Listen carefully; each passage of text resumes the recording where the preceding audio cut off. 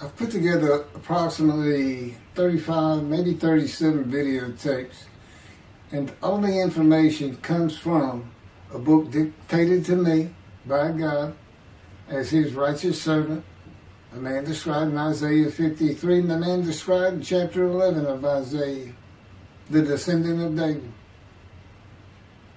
the twig from a shoot that grows out of the stump of Jesse, and it is a stump because of the vanished and felled ancestral tree of the kings of Judah, the line of Jesus. He cannot be the man of chapter 11. He's not the anointed one. He's not son of David. None of that's true. The other book, that book is called Isaiah 53 in the Day of the Lord. And there's about 3 chapters in those particular videotapes that come from the second book that we wrote not too long ago. He dictated to me.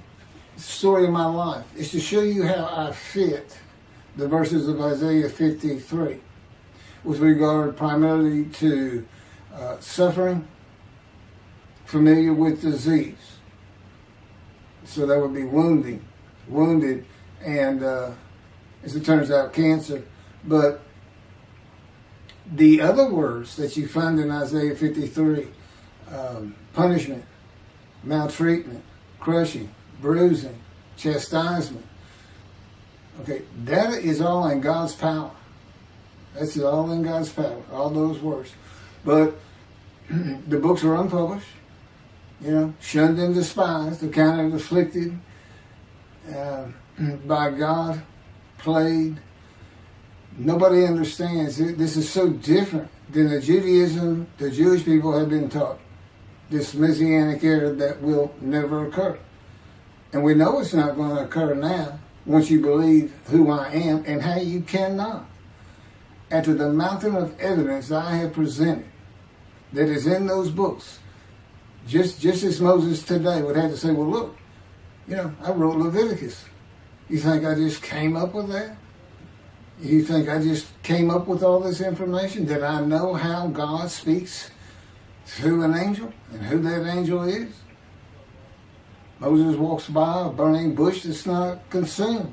The angel of the Lord's in the bush and God speaks. I'm the one who explained that to you. I shouldn't have to go any further than that. But God says the rabbis, the shepherds, they never listen to my prophet. They think they know everything. Well, I'm going to keep showing that they don't.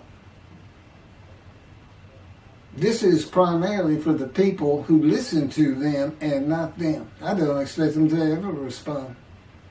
Because by responding, they'd have to say they've been wrong. Or that's just not what we believe. And so they won't change. The bottom line is they make money on it. That's the bottom line.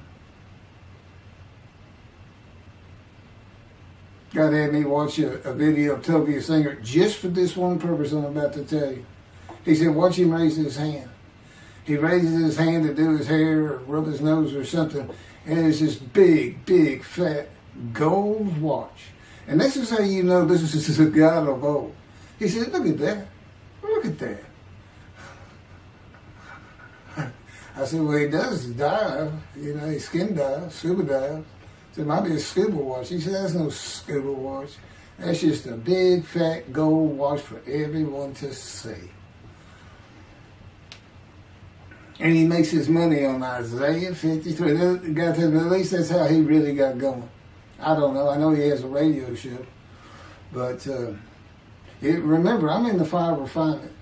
Everything God does with me is to draw emotions because I'm going to be emotionless once I get to Israel, for the most part. He'll let me feel what he wants me to feel. But nobody can get under my skin. You can't bother me. Even if I seem like I'm mad, it doesn't carry over to my insides. And I don't think about it any more than while I'm, as they would say today, on a rant, getting on somebody. But, I bring his reckoning. I laugh. I tell him, you know what I am, don't you, guy? He said, I know you're a lot of things. I said, no, I'm the reckoning, and I am the wrath. That's what I am. He laughed. Holy Spirit laughed. I say, righteous servant, David the shepherd, Elijah, prophet like Moses. I like wrath. What's his name? Wrath. What does he do? He brings a reckoning.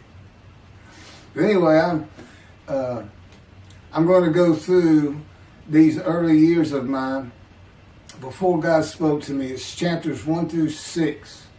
Chapter 7 is God speaks to an atheist, and I've already videotaped that. Walking with God, and something on visions and visuals. So the first chapter, this is what he told me to write down birth and tragedy. I was born in Bryan, College Station, Texas on February, this just in from the Holy Spirit, yes? Like he couldn't ask me before I started, yes? Oh, this is only for the people who come to believe in me. I don't expect anybody who's been viewing these materials and, nobody's really subscribing, a handful, to be believed. Again, I can't imagine. I don't know what you people want. I don't know who you think's going to come to do something different. How are you going to know who David is? I mean, according to Judaism, there is no description of him. How are you going to know who he is? All this being presented, and I know Jewish people have seen it, only 60% of the views are coming from the United States. Now, I don't know that means 40% is coming from Israel. Probably not. You got Canada that's be a big follower on my WordPress site. And really just all the countries of the world at one time or another have looked at some of this information as I wrote my blog, and the blogs became chapters.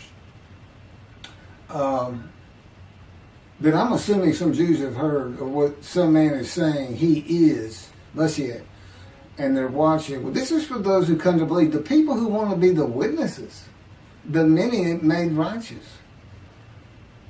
By my knowledge, by the things I can tell you that God would have me say to you. So, this might be bored to tears with others, but it does show suffering, pain, and emotional pain, my background, and just who I am. Not just some kook out here. People say, well, he's hearing voices. Listen, as a lawyer, and I even did criminal law, I've seen some of these people who hear voices. I promise you, that's a person who should be hearing voices when you just see them and watch them for a couple of minutes. It's not me. Excuse me. Okay, I was born in Bryan, College Station, Texas on February 21st, 1957. And that's interesting because that's the year the first satellite went up. Russia sent up Sputnik, which was really 3 different satellites, and altogether they were called Sputnik. That is considered the dawning of the age of the internet. Now, I've asked God, how did you select me? How did I be blessed with this and learning all these things with this crazy life that I've had? And but he won't answer me. He's gone poker. This poker guy, he's not going to talk. He's not going to change expressions or anything. Or me giving an impression that he is. And so I tried to come up with it on my own, and that is where I started. I said, because I know how important the internet is for this. It's the only way to get things worldwide, and all the teachings that have come through it. I didn't know, I'm 63. I'm not like the young people who can just text messages without looking at the phone and all that. But he's taught me everything. He taught me how to set up Facebook, Twitter, you name it. He would just say, go to your computer, do this, do that. Commanded and directed to become very good at the computer and, of course, word processing. I'm a regular secretary, except I still henpeck with one finger. I used to. But God says that's to show you I have perfect use of this disfigured right arm. It just doesn't have muscle in it, and my shoulder's shorter. Anyway, I was born in Bryan College, and that's where Texas A&M University is. And my dad was attending Texas A&M when I was born. I graduated from there 22 years later, which is a story in and of itself. So I was born premature in the 7th month of my mom's pregnancy. I was born in February, and there were many complications. My parents were told I would not make it through the night, and they should just take me home. Mind you, this is 63 years ago. The biggest problem was that my insides had not fully formed, and it was impossible for me to take milk. Mammy, my great-grandmother, told my parents, boil rice. Feed him the rice water. It's got all kinds of nutrients and minerals in it. Dad says he threw out a mountain of rice those first few months. And it would not be my last encounter with death. So my dad graduated and we moved to Metairie, Louisiana. And his first job as an oil and gas geologist. He looks for oil and tries to sell deals to people who can raise money to drill. He gets money up front and a percentage of production once they get their money back. That's what he's done his whole life. And I became, as a lawyer, I became board certified specialist in oil, gas, and mineral law because I had found it so interesting. As a young boy, I became interested. But he rarely had time for us. The other part, I said, okay, well, I was born when the dawning of the internet, so he's got a selection process for 57. And I come from a dysfunctional family. Lots of drinkers, lots of fighters. And on my mom, her grandfather committed suicide. It's tragedy. Birth and tragedy. In the Great Depression, he lost everything. He owned land in what is now downtown Dallas. But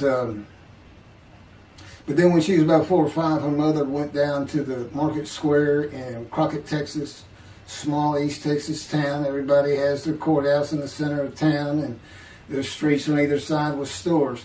She went to the hardware store and purchased rat poison. She hadn't gotten hardly out the door when she opened it and took it herself. Died right there on Main Street in the middle of the day in a little small town. I don't know how long that would have been. My mom's 85 or 6.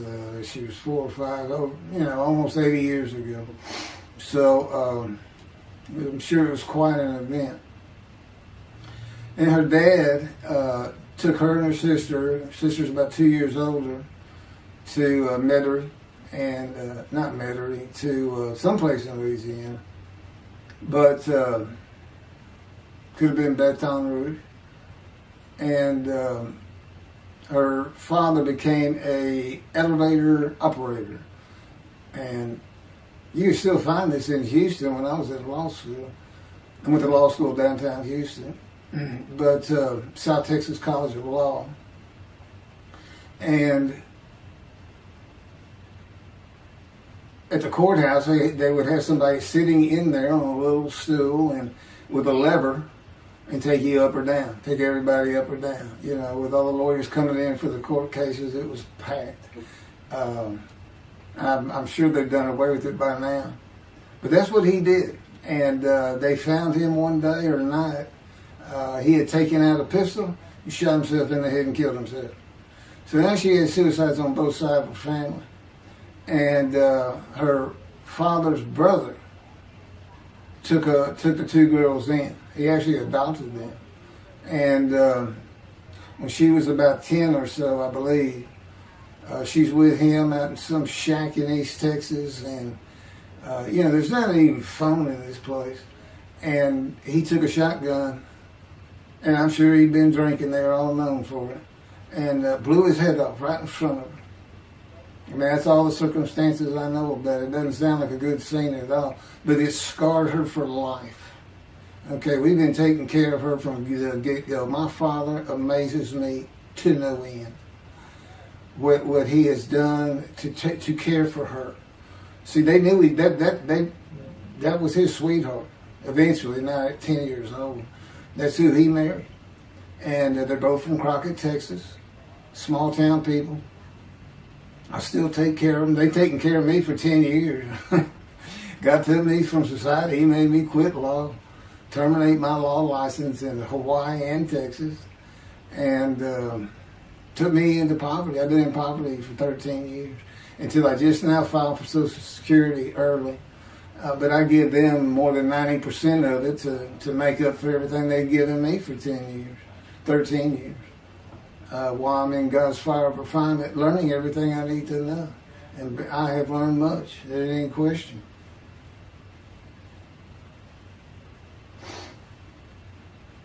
So anyway, there's 3 suicides. There's 4 suicides right there. So it's a family of tragedy. You know, it's not the tragedy of losing your entire family in the Holocaust and you're the only one left. It's not like that. Because God says, I just got things as close as I could. He says, I touched you in the womb to disfigure you, really for just one reason.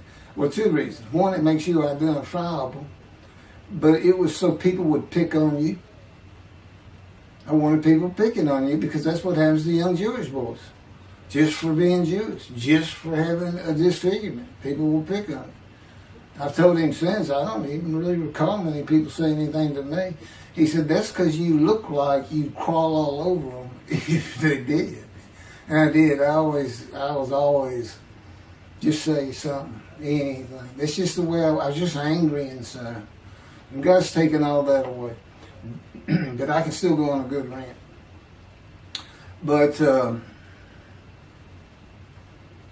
then my mother in the 60s, young people may not know this, but that's when, you know, the Woodstock and marijuana, LSD, everything started getting big. And at the same time, doctors were just handing out pills left and right. Valiums, painkillers, Percocets, you know, just asking for it. They were writing scripts. And I know today they put a lockdown on that, but she got heavy into it and drunk all the time. I'd have to come home from school and stay with her, and she became such a different animal, a different person when she drank. She became a little girl, you know, and having your mom act like that and slobbering, and, you know, I'd go in there to be Valium dripping out of her mouth with a bottle of booze by her. So it was an ugly scene. And so I came from a dysfunctional family, so I think God wanted that. And He's there with me from my first year to make sure that I live a life of suffering. He orchestrated many of my wounds. And He's taken me back in vision to see these things. And His visions, one thing you don't pick up in the Bible, when I say Bible, I'm talking about the Jewish Bible, the Hebrew Bible, that's not, unless I say otherwise. Which is like when God says, my peoples.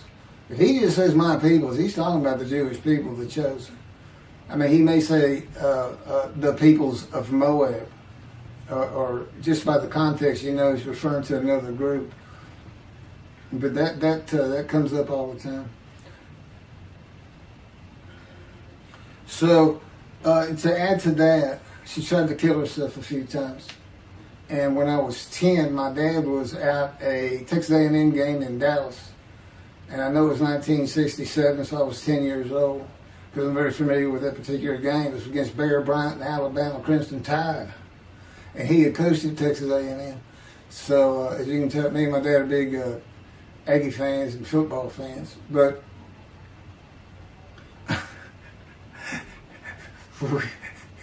I had been assured we'd be able to see those games in Israel. Somehow it might be technically. He said, we'll get it. That's the Holy Spirit. We'll get it. He's so funny. I don't know where my sister and brother were, but I heard some noise and I went down. It was about 1 or 2 in the morning, and our stairs curved, and there was a little bay window cut out, and I looked down out into the living room. She's laying newspapers out, and I just sat there watching. I didn't know what to do. And she got down that paper and took out a butcher knife, not a razor blade, a butcher knife, and opened her wrist up. And this happened again years later when I was in high school. She opened her elbow up, and that was god awful. I don't know how. But before she bled out, my dad opened that door. I sometimes think she knew he was going to be there soon, would probably save her. But it didn't look good, and I hated myself for not doing something. Maybe that's why I was so angry. Anyway, because I didn't do anything, I just sat there. I couldn't move. I don't know. I don't even know what I was really thinking, really. But I can't. What it did is it told me how much her uncle blowing his head off must have done to her.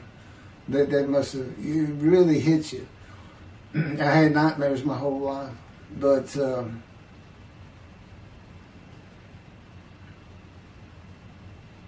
I was 16 when she did the thing with the knife. But you know what? My dad finally got her he got her the best psychiatric care in Houston, Texas, and that's big because we got a medical center that's renowned throughout the world. And they put me back together many a time. And she never did that again. And the amazing thing is how different she is in her very advanced old age. I mean, it's like she was never that person of the 60s and the 70s and the 80s.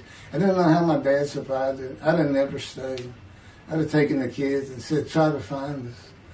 But he's not like that. I've never seen two people who love each other so much. It's crazy. But anyway, I was married for 20 years and we weren't like that at all. We finally divorced for irreconcilable differences. Okay, my first major surgeries when I was 2 years old. My first surgery. Up above here, I have a scar. I had my first of many surgeries. Been born without my right pectoral muscle, small shoulder, withered arm. And then there was some, the movement of my arm was restricted. There was some tissue in here that had to be cut out. So they opened me up and did that. I was born right-handed, but I do everything left-handed. Except for light things, like I shoot a basketball right-handed. I throw a ball right-handed. Darts, things like that. But bowling, I'm left-handed. You know, anything heavy. And I was quite an athlete. If I'd had two good arms, I'd have probably been on scholarship. I was already offered a partial scholarship at a small school for track, even with this bad arm. But I just didn't have the fast start. You got to have two strong arms just pushing out in front of you. But I was some kind of quick and fast. So, we moved back to Houston to a place called West University, a suburb. And this little story, I don't even like telling it, but God tells me I have to. And he had something to do with it. But I'm not going to go into that part of it. So anyway, I had decided when I was in second grade, I was tired of school, didn't want to go anymore. I don't exactly know why. I just know I said, that's it, and I'm not going. Dad came to get me up and take me to school and told me I'm not going. And it was on. He was going to get me there. It took him about an hour to get me to the car. Fighting and screaming and running around, hiding, getting under bed. You name it, I was doing it. And but anyway, he finally gets me to the school, but he's too tired. He wasn't even going to try to get me out of the car by himself. So he get out, and he goes and gets the principal. Now, my dad's about 6'2", but he's real slim. And but he comes out with his principal, who's taller than he is, and he's a hefty guy. He's burly. Anyway, so they come, they said, get out of the car. I said, not getting out of the car. I'd already locked the doors. Only the two front doors were locked, and it was those locks that you pull up and push down. So my dad used the key, and he opened up, he popped that lock up, and I slammed it back down. Said, I'm not going to school, I told you. He threw some keys, they started throwing the keys at one another over the roof. The principal was driving the same thing, and I'm slamming his door, I'm leaping across the car. Man, I don't know how long I went, but they finally, in 5 minutes maybe, seemed like an eternity. I was terrorized. That's the way I look at it. Anyway, the principal got it open, and I saw that door open, and I got back on the far other side of by the steering wheel with my back against that door. I curled up like a ball, had my knees on my chest, and he reached in to get me. And I unleashed on him, kicking him in the face with everything I had. It broke his glasses, and his orbital bone got shattered. So, That wasn't my first principal either. There's another one. So, but anyway, so they carried me in, and it was very embarrassing. I was crying. But again, funny thing, nobody, because I stayed with this same group for 9 years, going to West University and the junior high there that you go to. Nobody ever said anything to me about it. And I knew some of those kids that were in that class.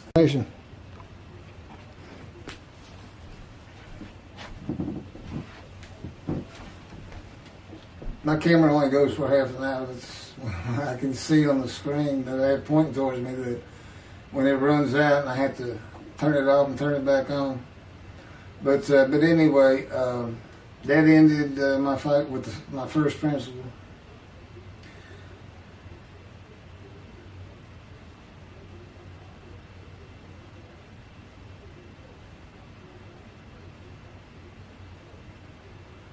Yeah, here it is right here. I guess God had me put these together. In the 10th grade, the principal of the school told me to cut my hair. You know, I had long, blonde, wavy hair, well past my shoulders. Again, this was, I graduated high school in '76, and this has been junior high, so it's in the early '70s, but it felt like the '60s still. And I kept in a ponytail. It was neat. It was a school-wide policy. I think I was one of the last people to cut his hair. I was hiding all the time. I was always on the alert for the teachers that would turn you in. But I went and got it cut. I told the barber right at my collar. Sat there in the chair, cut it right at my collar as I was instructed to do. And then I was commanded to return to the principal's office. And so I presented myself to him. I sat down in the chair in his office, and he gets up, walks behind me, and grabbed me by my hair, back of my head, and jerked my head back fast. And said, "It's still over your collar." Now, I don't know if I did a backflip out of that thing. I can't really recall. But what I do recall is it took 3 people to get me off of him. And I was permanently expelled from school, which ended up me leaving home. It wasn't a runaway. I'm just out of here. I'm tired of everything and everybody. I ain't going to school ever again. Hate school, always there. That was me. Yeah, they had to pull me off of him. I understand through a friend of mine, he said, "You know, my brother went to that school. He had some stories about that guy." I told the guy, I said, "It wasn't me. It's him." Second major surgery came when I was 12 years old to try and repair my right knee and just below it. I was running full speed in a field.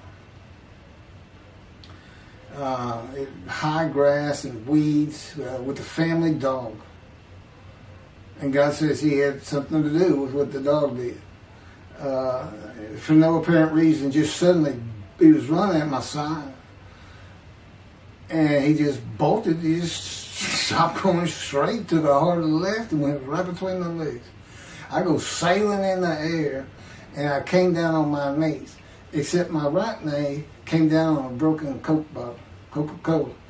And they used some thick glass back then. It was stuck nose down, way down. It was all broken up, but it was the bottom all jagged that my knee just, they said it went to the other side of your knee. They said, you got that whole field in your knee. But when I got to the hospital, I sat there for a long time. The first doctor that came in just told my mom, right in front of me, I'm in the room, he said, I can't repair that. It's not repairable. We want to take it off. You can't use it. And I already knew that because as I started screaming and yelling for my dad, he finally came back. This field was behind our house. There was a chain link fence, and then the field. My dad finally heard me. He got over. He saw the blood, and so all of a sudden he's scared to death. I'm going into shock, and he got me to put my arm around his neck, and he said, "Can you walk on it?" And I tried, and it just collapsed. It was useless. It was awful. And then I had to climb over that fence, and my mom was going crazy and screaming and crying. And he had to go take care of her. I'm sitting in his bathroom with my leg all opened up, and I'm just getting sicker and sicker, nauseated, scared. I was a cripple. And but anyway, they get me down to the hospital. And this, like I said, the first doctors were just like, we don't know what to do. And just right then, and God says he knew he was going to be there. This doctor walks by, and my mom recognizes me. And she goes, Dr. Kane. And she runs out the door. Well, this is Dr. Kane. Her mammy that I mentioned earlier, in her old age, very old, maybe been in her 90s, I don't know, late 80s, but living with her sister, broke her hip. And this doctor repaired it. This is a long time ago, people. Repaired it, and she actually walked again with a walker. I remember. But that's who this doctor was. And she said, my son, they're going to take his leg off. You've got to come look at it. And this Dr. Kane actually became the medical doctor for the Houston Oilers. He repaired many in me before and after me.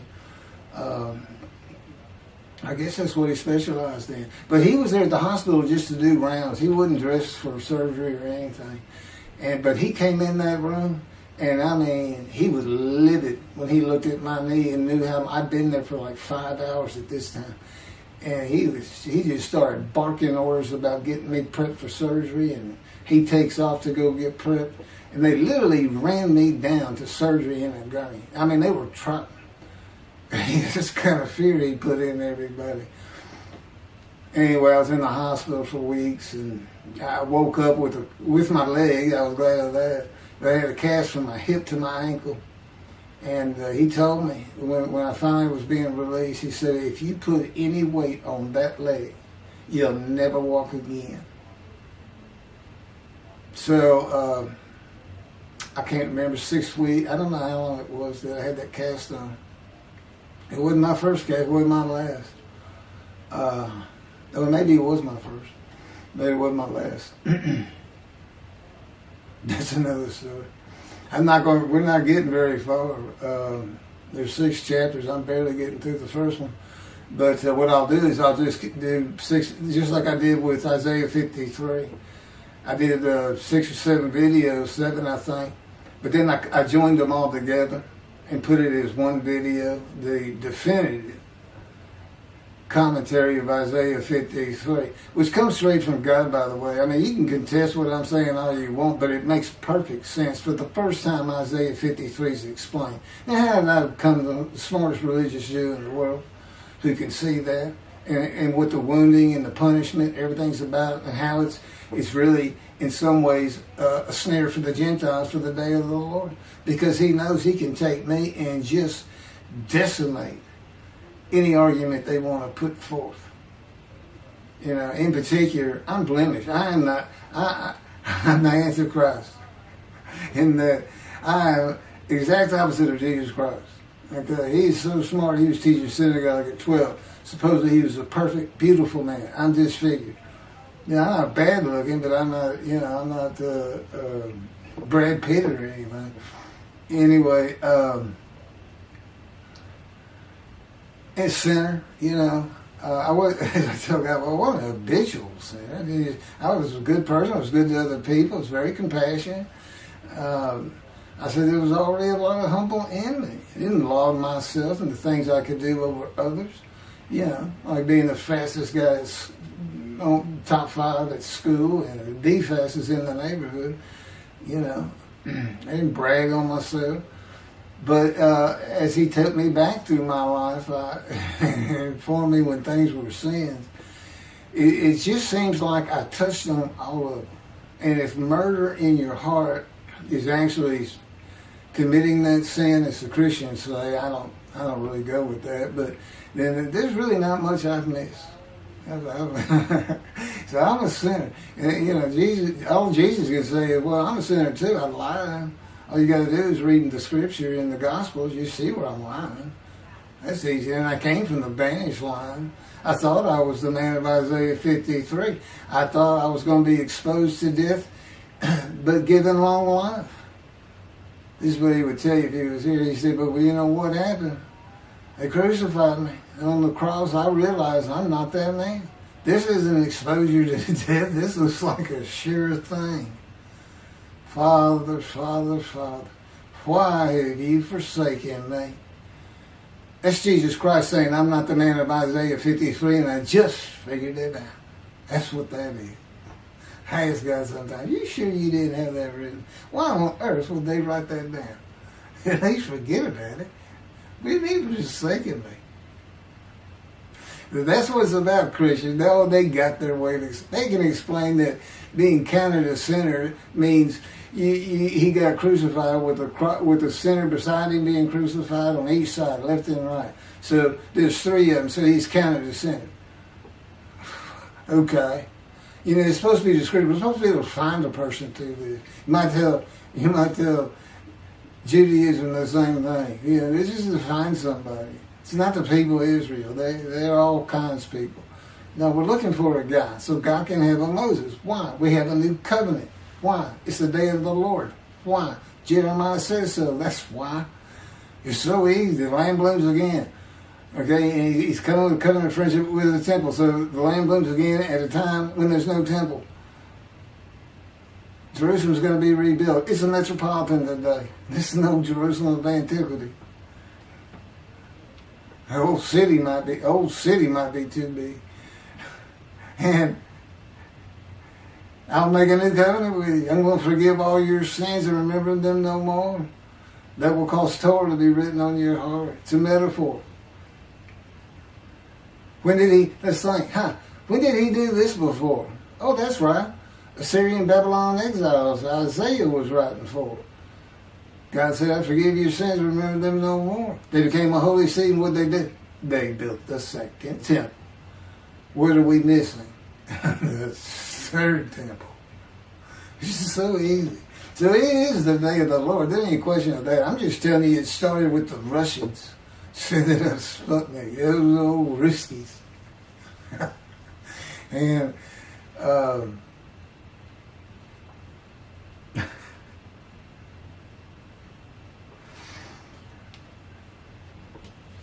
and he's bringing the covenant, but he's got to have a Moses. He said himself a prophet like Moses. Though he was saying it's Joshua. No, it's not. God needs him today, the day of the Lord. And guess what? He gives us a description of him. He knows this is a time of secularism, reliance on science and medicine and doctors. And you got so many more people who the only book out there is not the Hebrew Bible. There's a lot more books than that. There's all kinds of distractions, television, cell phones, computers. Back then, you just sat around and said, what do you think God's doing? I don't know. Wish he'd send some rain. It was just, I said it's easier to get them back then. But here it is. It's here. And God said, you see why I put shunned and despised in there? Because for a while I said, God, this is before we really got the books done and everything. I said, I'm just sitting in a room. I can't really tell anybody shunned and despising me. Counting me plagued, afflicted, and by God and everything else. He said, well, how you feel now that we've been putting all this on the internet and everything? I said, I feel shunned and despised. Yeah. I can tell they know. There's no question this hadn't gotten back to those two. I said, you keep attacking them like this and I'll be certainly sure, just in case I'm wrong. But, because he won't actually tell me, he won't tell me anything, this is a rule of thumb, he won't tell me anything that I cannot find out or become knowledgeable on or informed on of my own, which means about nothing because we're in a room all the time. The adjunct of the Holy of Holies, what I call it. I live in the, I'm like the priest the only person who could go into the Holy of Holies was the high priest. And that's what I'm like. As a matter of fact, God had me write down, just as he had David write down, a new Psalm, 151, where God said, and it's on a video, where God is speaking, where the Lord came to me and God said, quote, and within that, he says that he declared me. We actually used the Psalm where he declares it for David. He declared me an eternal priest in the order of Melchizedek and King David. and a rightful king, small k, and a rightful king. And he also declared, I'm the righteous servant. I mean, that's God talking. I mean, he's using it. When he dictated to me, it wasn't, to be written in my personality. That's him. That's him doing a new song. So, because he does that. Even in the writings, the person doing the writing, whatever prophet it was, or Moses, or David, if he wrote Samuel 2 and Kings 1 until he died. As I said, God says, just assume the central character is the one I had writing, because their lives change when I come to them, just like mine's changed. This is not anything I could have ever conceived or even bothered thinking of. I'd have never read the Bible my whole life if he hadn't told me, we're going to the bookstore and get you a Tanakh. That was 13 years ago. And my answer was, what's a Tanakh? I didn't know anything. And look at all this knowledge. But this is it. This is the only power he's going to use in creation. He's not going to perform miracles. He's not going to have me performing miracles. And he's not. He said, the only power I'm going to use is on you. What I can get you to do. He said, I can take a Gentile Texan and take him to Israel and get my temple built. Okay. He said, because that's what you say to God all the time. Okay.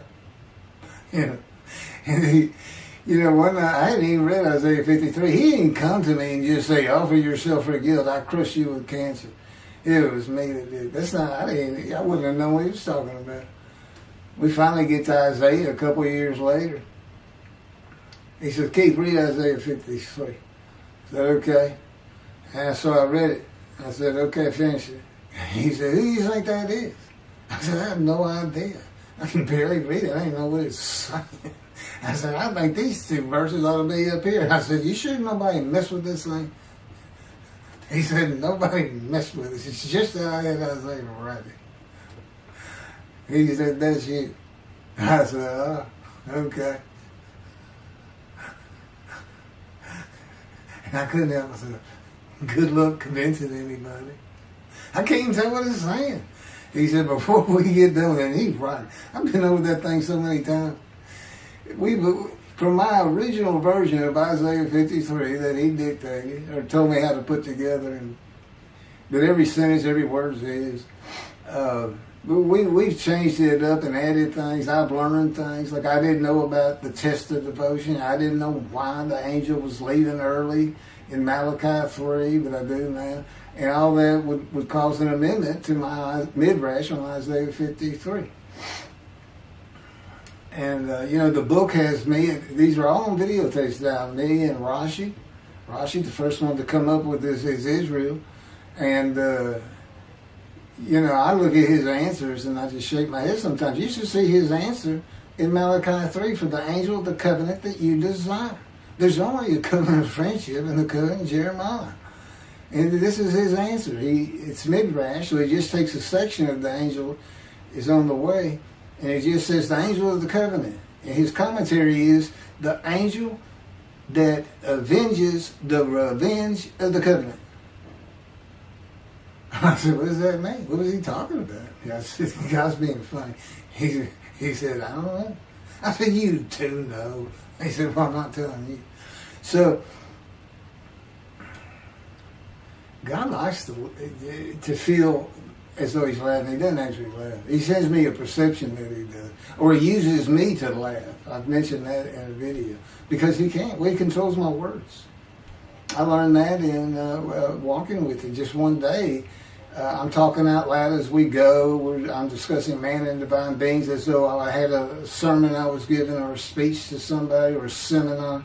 And I'm rolling, and I can tell he is really making this thing rock. He's taking me from here to here to here, and we're going. And I'm going. And all of a sudden, I use a word or a couple words that I simply don't use. And they're not what my mind was even thinking of. They just came out. And I just stopped. I said, did you do that? I didn't even say, hey, did you just make me say these two words? Because I knew he knew. I said, did you do that? He said, I did. He was almost indignant. I did. I said, okay. Anyway, that's where it all started. Now I know. Okay, guess who that is? That's the Holy Spirit. Using me. He doesn't sound like that. But he'll use words like that. Said he's getting bored. They like to cut. I mean, let me just say this. This is part of God you don't know. And it's not all the time. It's some of the times we do tend to get kind of silly in here. But, you know, they do things after a while. I'm like, you know, I feel like a kindergarten teacher, and I got two of those kids that you just shake your head at. You say, this is a handful. These two are nothing but trouble. Always fooling around, looking for a laugh. And the Spirit's always working in heaven, death, God laugh, as it were. Again, he doesn't actually laugh.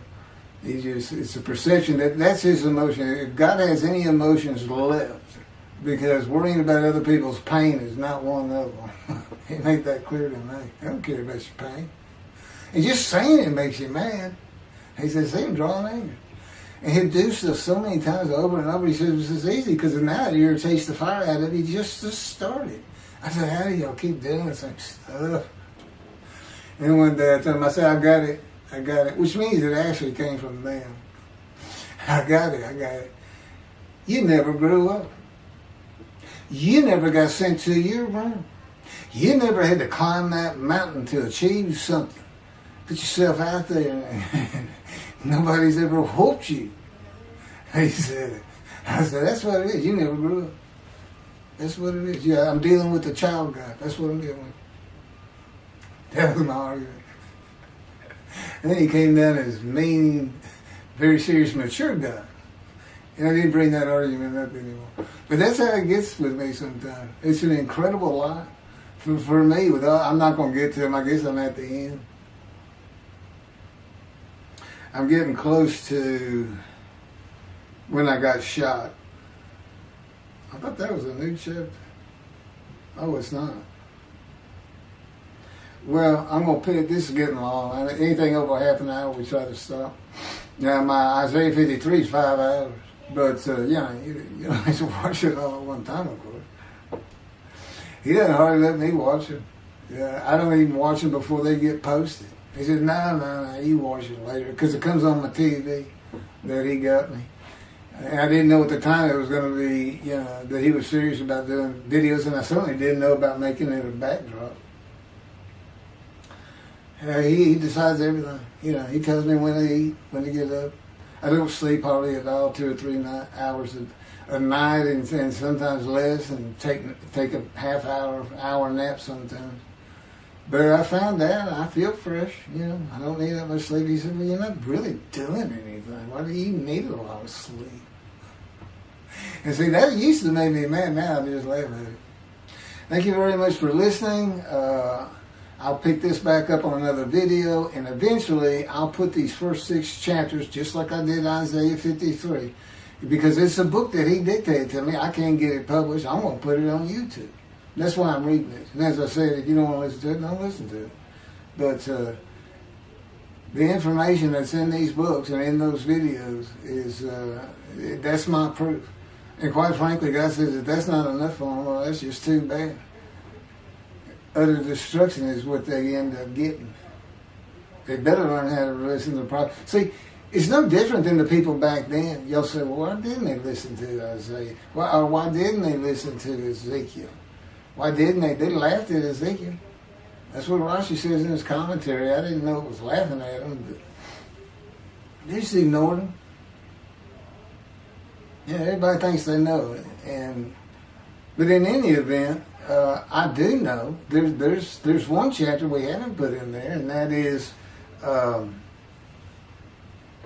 recognizing a prophet in the time. It says Moses vouched for Joshua, so he didn't have to be tested. Now, the problem with all that is, and I think why God hadn't had me put it on video, is that they're looking for a seer, somebody who can see the future. But see, that's antiquity. I mean, that's not what you're looking for today. Moses wasn't a seer. And none of the prophets were seers. They just wrote down what God told them to write down. God's the prophet. Is the one making prophecy. And what he does, he doesn't actually just, quote, see the future. He walks it through. He says, okay, right here is when they're going to send up a satellite. This is where humanity will be at that time. He can walk it through in his mind.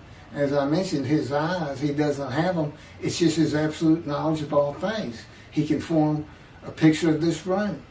Me, it's in here. He knows every atom of my body. And it's like he does a vision for himself, a visualization. That's what I call when they put pictures in my mind. He says, and he puts it into the spirit's mind. And they're both within me. You know, the big cloud that just came down. If you're sitting in a room with me, it envelops you. But it engulfs me, it goes through me. My little spirit cloud becomes part of the big cloud. That's why God is in his spirit. Here's the elements of spirit. Here's the elements of God's presence, his mind. Two clouds, they just come together. They can be together. Okay, but God's still one. He created the other cloud. And then in this room, filled with them, my little spirit is like a little cloud that just came in and part of it. That's who I am. That's a man in divine days. Okay? No, it's like nobody's really expecting it. Well, maybe it's because you didn't know these things. And now they want, I get the feeling, shunned. Shunned means I'm not looking at that. It sounds like a kook. We by faith, by the fundamental principles of Rambam from the Talmud, from his diagnosis of the Talmud. Why don't you do your own? Why don't you throw the Talmud out and learn some new stuff? Why don't you get out of antiquity? Every religion has an end times like that. Every religion ends up with utopia for its people. Everybody. Well, don't be like everybody. You're the Jews. Throw it out. Let's get practical. Let's have God in our midst again, in a man like he was in Moses. Let's point at him and tell the Christians that is the man of Isaiah 53. Here's what it's about. God says he's coming back. He told us we're not waiting on him like you. And he said when he was coming back, he false prophesied 5 times. He ain't coming back. He wasn't who he thought he was. He told us on the cross. I'm not the man of Isaiah 53. He tells us. What else was he doing? Father, why'd you forsake me? I'm about to die. What do you think he's talking about? What do you think he's thinking about? You're not supposed to die. He thinks he's the man of Isaiah 53. So do they. It's mind-boggling because I'm the man. And there's nothing about me that says Jesus Christ. Nothing. You should hear me cuss God. I've cussed him trying to die. I begged for death 1,000 times. He said, it's not been 1,000 times. I said, it's been hundreds. He said, well, that's true. You have cursed me more than any man in the history of mankind. And he said, and you did it face to face. And I said, you shouldn't make me so mad. He laughs, y'all. He laughs. When I'm cussing him, he makes him laugh. And oh, you're kidding, that story? He gave me his perspective. This is how he did it. He said, Keith, imagine you created ants. And ants are living beings. In other words, they can think and they have emotion.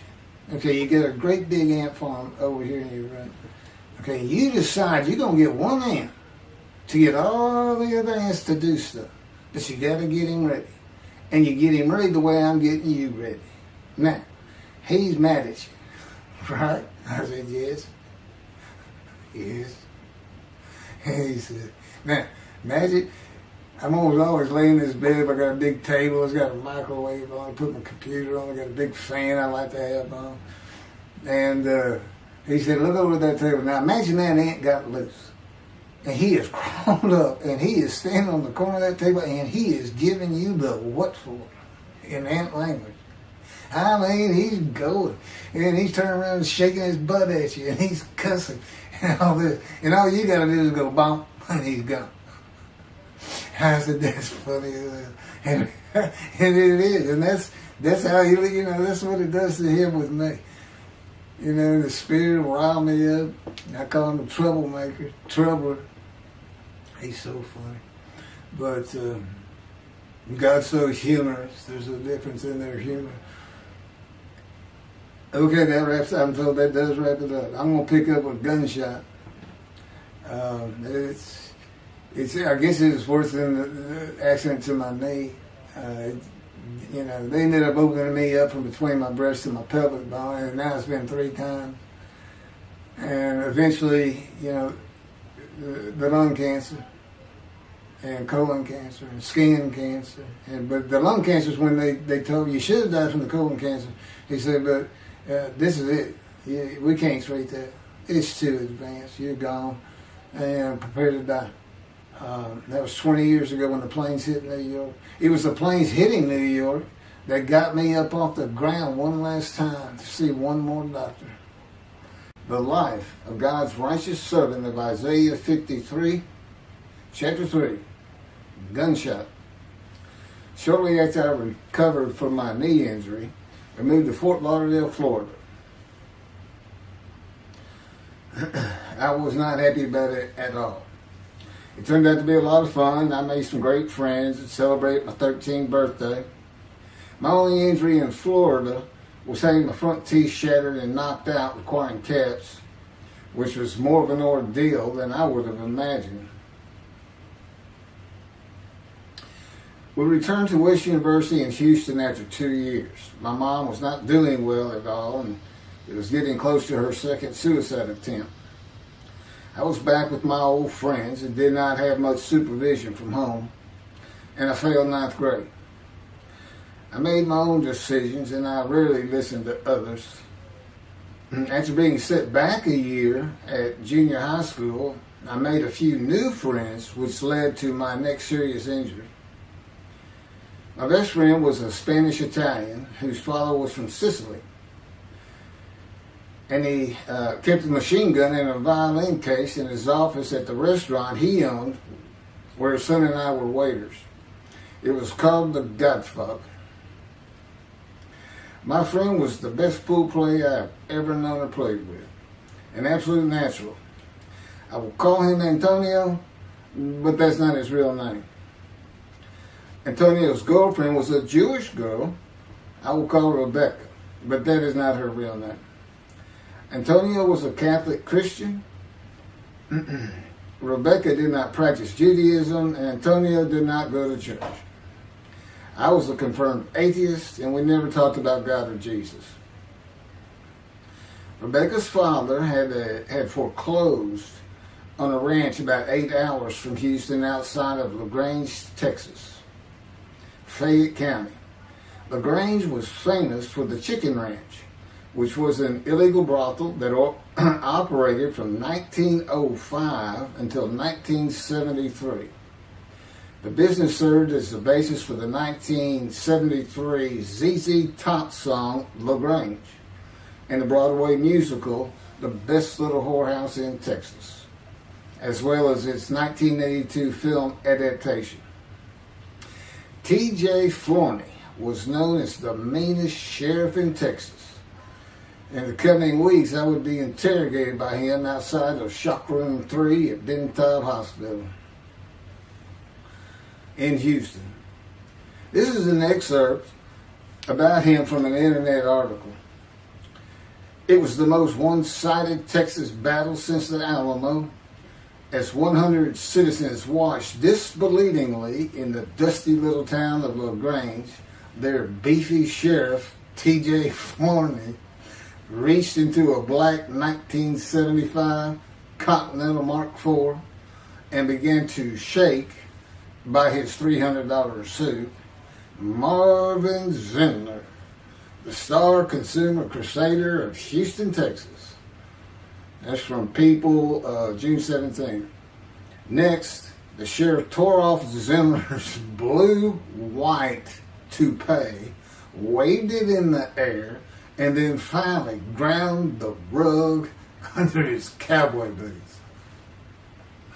Behind Forney's fury was the fact that on Zindler's last assignment in LaGrange 18 months before, he had filmed an expose, which resulted in the closing of a critical part of the local economy, the Chicken Ranch, a legendary body house. Antonio, Rebecca, and I first went up to the ranch in the summer of 1975. It was a small ranch house and small lakes with horses roaming around loosened pastures. We decided it'd be fun to try and catch one of those horses and go riding. The next time they went to the ranch house was in Rebecca's father's Mercedes-Benz. Two-door convertible Mercedes-Benz. I sat on the hood of that Benz with a lariat while she tore through fields trying to run down a horse for me to rope. The horses could turn too fast, and we never got close enough for me to rope one. What we could and did do on the next trip was bring guns. A 30-30 rifle, shotgun, and two 22 caliber pistols with holsters. As a backdrop, Antonio and Rebecca had broken up as boyfriend and girlfriend, and her attention had turned to me. I did not believe that caused any friction between Antonio and me, but it should have. It did not seem to be a source of animosity of Antonio towards me in any event. On October 5, 1975, we were all back at the ranch having a great time. Tony and I were shooting at cans with our pistols and practicing a quick draw from the holsters. We were standing shoulder to shoulder about 3 feet apart, and he was a little forward of me. Rebecca came up behind us, between us, and said she wanted to shoot. Antonio passed his gun to her, and it fired when it was going by me. The bullet went on a straight line through my bladder, intestines, and colon from the front right and lodged in the back of my left buttock in my backside. I could see the trajectory in my mind. I fell to the ground, and Antonio fell on top of me, rolling me over and over. I think he was looking for an exit of the bullet. I told him to get me to a car and get to a hospital. Felt like Babe Ruth had swung a bat up between my legs. I never once thought of God. On a big ranch, there are several gates for different sections of land and different purposes, usually with chains and a lock. When we got to the first one, I told Antonio, drive through it. I told him to ram it. I knew I was dying, and all I could think of was, you have got to hurry. I didn't panic, but I had never been so afraid and had never felt fear like that again to this day. Sometimes I think I have forgiven Antonio for accidentally shooting me, but I have not and cannot forgive him for stopping at those gates. I'm still mad about it. I was seriously angry at him. We got to the LaGrange Hospital before noon on a Sunday. They had to call the doctor to come in. I asked the nurse for something for pain, and she told me my vital signs were too low. That if she gave me a shot of morphine, I'd drop dead right there. It would kill me. No pain medication. The doctor came and looked at me and said there's nothing they could do there.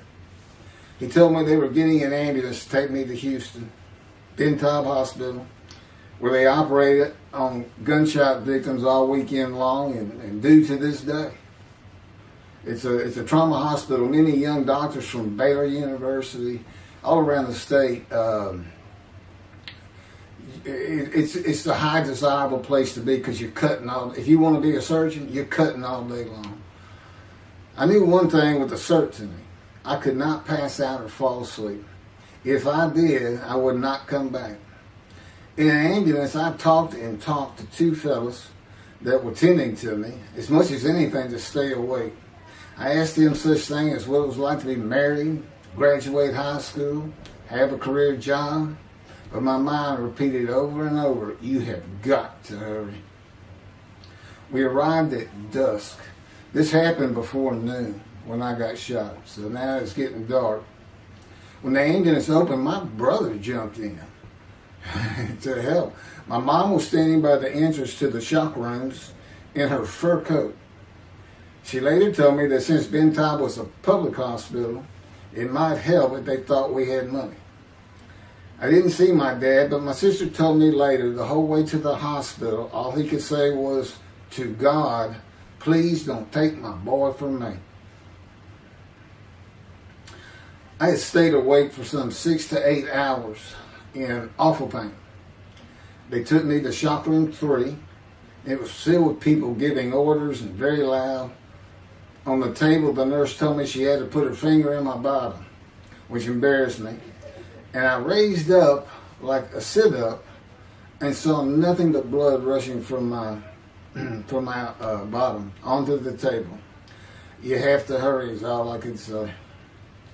They finished prepping me for surgery and rolled me to a hall in a line of others awaiting surgery.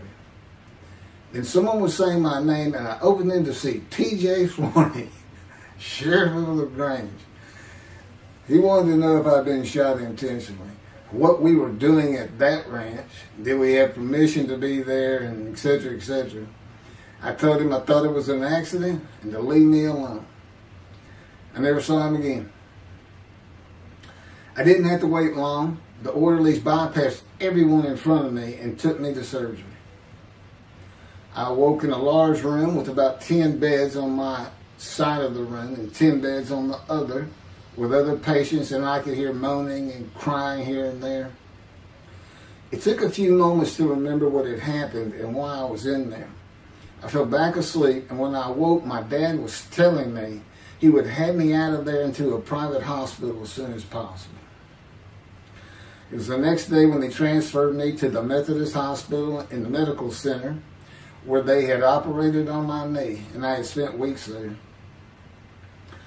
I had a hose with a bag coming from my bladder and a colostomy, an opening called the stoma, which is your intestine on the outside of your abdomen, with a bag over it for going to the bathroom. I was out of danger from dying, but still very weak, and I needed to gain some weight. The track team was already getting together, running distance and cross-country workouts provided by the coach, preparing for track meets in the following school semester. I lived about a half mile from the high school. The day I got home, I walked to look at the track. It did not seem possible I could get back in shape. I was afraid to cross the roads to the school. I could not even trot to get out of the way if a car came my way. My insides felt like jelly, and I had been warned that too much physical exertion in the first 10 days could cause a stomal hernia and my intestines to start extending from my body. I was homeschooled for the rest of the semester by a private volunteer tutor and passed classes I probably would have failed. The beauty of that gunshot was that it changed me. I was never going to graduate high school, having failed so many classes. So I set up night school classes for the next and my last semester of high school. I was 18, soon to be 19, and a senior.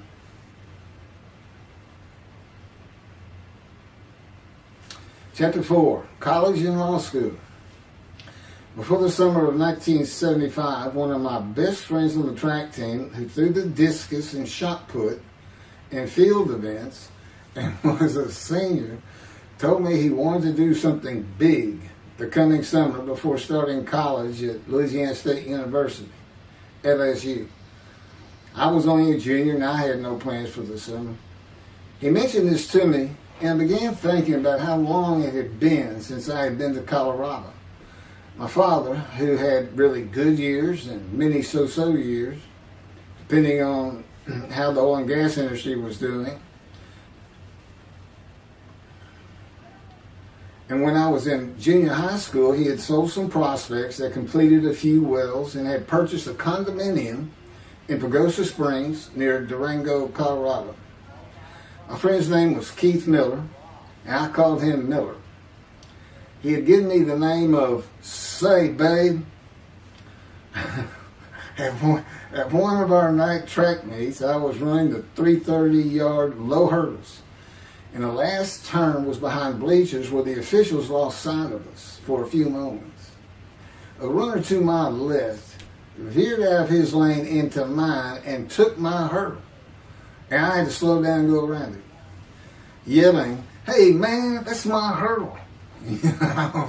I wasn't happy. I do not remember how Miller knew what I had yelled, but he was probably on the football field inside the track working on shot put and discus, watching me run and hurting me. I did not really know him very well at this time, other than he was the popular senior who knew everyone, in stark contrast to me. On the following Monday, I was walking down the halls between classes, and coming in the other direction was Miller, though I did not see him. Then as he was passing me, in a loud voice, loud enough for everyone in the entire hall to hear, I hear, "Say, babe, that's my hurt." Hence, say, babe.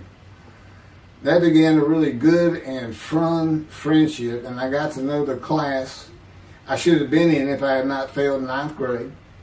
And because I was Miller's friend, I was immediately accepted by anyone he introduced me to. I found out about 40 years later on Facebook. I looked him up and we friended that he's Jewish, and particularly because of his brother. He's got an older brother, and they look just alike. Live up in Oregon. But I did not know that. It's not something we ever talked about. I just didn't think about it. I'm sure he wasn't observant at the time. I told Miller about my dad's condo and suggested we plan a trip up there and backpack in the Womanichi wilderness of the San Juan National Forest.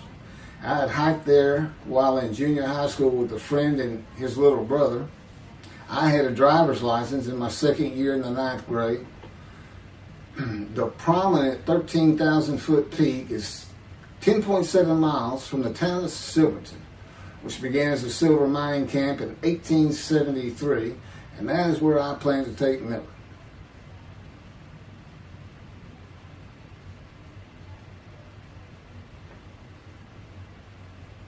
So Miller and I take off. We use his car. As I said, he was getting ready to graduate, and his dad had bought him a Toyota. I can't remember the name right now. My dad's condo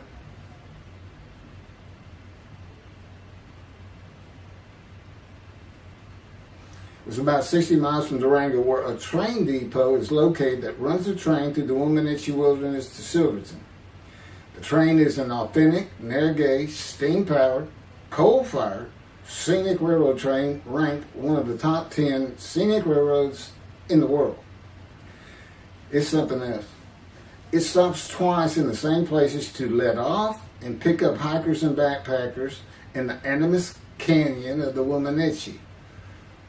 At top speed of 18 miles per hour, it takes the train 3.5 hours to travel the 45 miles from Durango to Silverton. Oh, here it is. Miller had a new Toyota Celica. And after a day and late into the night, we made it to Pagosa, slept, and we're at the train station before the first departure the next day. I don't know what the problem was, but the train was not going to run that day. So we couldn't get to where I wanted to take him. It's just too far. We decided to get a hotel in Durango and just head down the train tracks into the wilderness and explore an area I had never seen in with the maps. We got lost. And at one point we decided, let's just put these backpacks down and you go that way and I'll go this way. Well, we did that. We met back up, and then we couldn't find our backpacks. And we did finally find them. We slept that night, and we had a big black bear episode because we had left some food out on the ground, which we shouldn't have done. And but anyway, we ended up making it back, and we had one of the best party nights I've ever had in my life. We hit the main street in Durango, which is a tourist hotspot, and we hit every single bar. You could drink at 18 back then. It wasn't 21 as it is today. And we did. We made sure it was like a go. Okay, let's go to every one of them, have at least one drink, shot of whiskey, Boilermaker, beer, whatever. I can't really recall other than I knew I had been drinking the night before when I woke up. But we did. We hit both sides of the street. I don't know how long it took us and how many drinks we had, but we just had a lot of fun.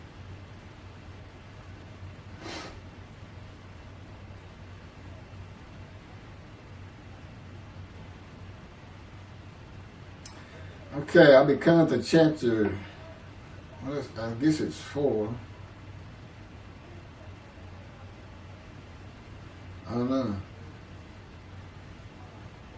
I thought I was coming up to the cancer story, but this is different. This is getting into alterations while at school.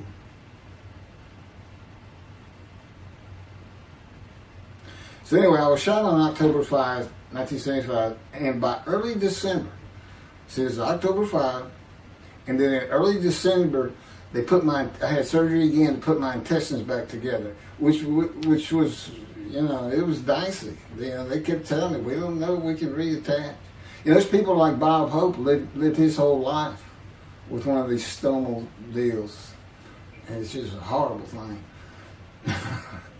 But it was successful. They put it back together, and they removed my bladder tube. The girl next door, who I had never talked to other than to say hey or hello, and who also went to high school with me, had been coming over daily, and she agreed to be my girlfriend when I asked her a few months later. I did my night school and graduated last in my class, or close to it, of over 400 people. In late December, I began running with the track team. Now, I had surgery early December. I already got out there with them, which was difficult. Pulling 2 tires on the cinder track. There's a rope, 2 tires, and you put a harness around your waist. I had to put mine high up on my shoulder. On the cinder track for a lap and a half, 660 yards with 2-minute intervals, 6 times was the toughest. My speed and quickness were still there, but distance running and my endurance, it took quite a while to come back. In early February, just about 3 months after being shot, I won my first 120-yard high hurdles race at a track meet that was fast enough to qualify at the upcoming district track meet for the regional track meet. Winning at the regionals would place me in the state track meet. I was fast, but my disfigured right arm really held me back. Then my heart was broken, and I cried for the first time since I was a child, as best I could remember. My coach, who really liked me, he understood the effort I had put in to get back in shape. Called me to his office, and I knew something was wrong. He told me I could no longer be on the track team. I had too many semesters of school to be eligible according to the eligibility rules. It was because I had failed 9th grade.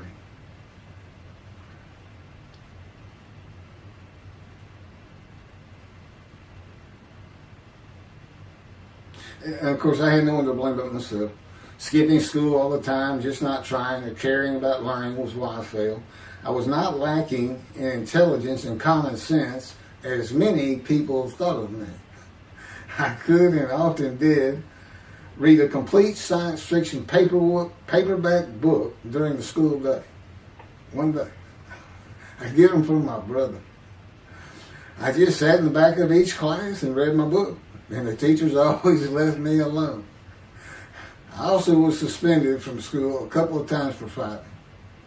First fight was in the gym in the bleachers with the principal on the floor telling us the do's and don'ts for the second semester of the 10th grade. This is 2 years before I was shot. I found out he already knew me by name, and I had never talked to him. The second fight was with the same guy, but this time we took it across the street from the school. He had about 10 of his friends, and I, being pretty much a loner, I had none. They were African American, bused into school from neighborhoods far away. And I just didn't understand them, or know why they even talked to me with words I did not get, like word, or say, man, can I hold $1?